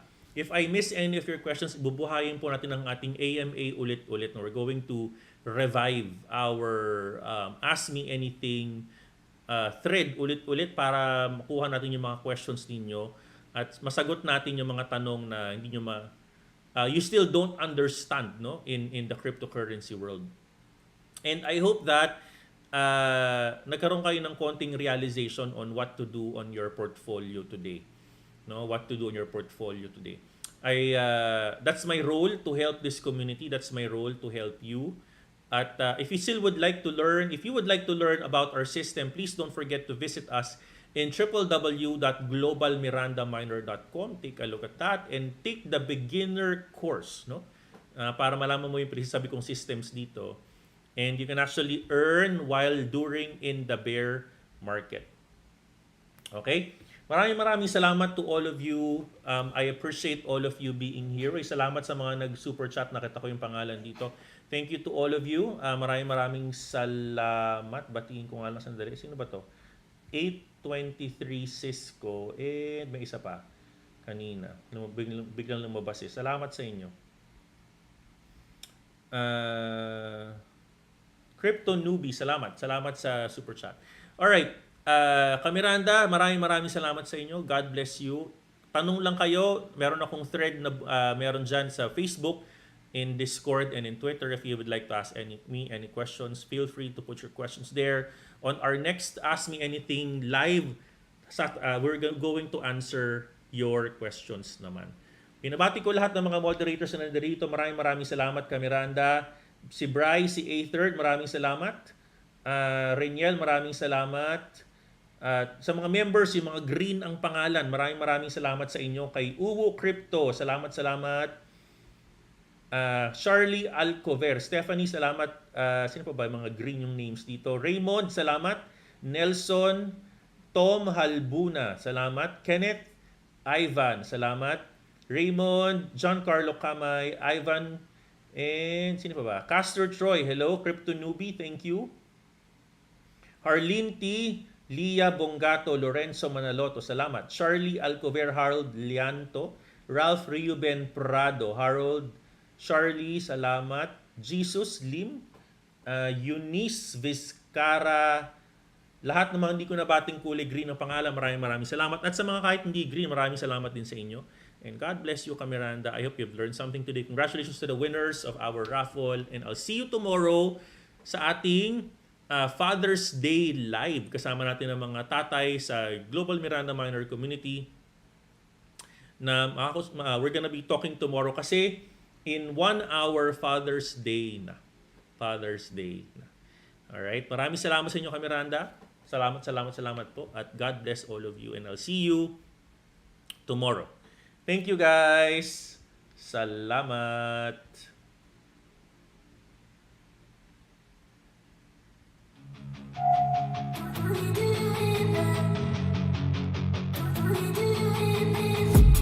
I've been dreaming on in my head like I've seen it. A life worth living is a life with meaning. I'll do what I love till my heart stops beating. I'm feeding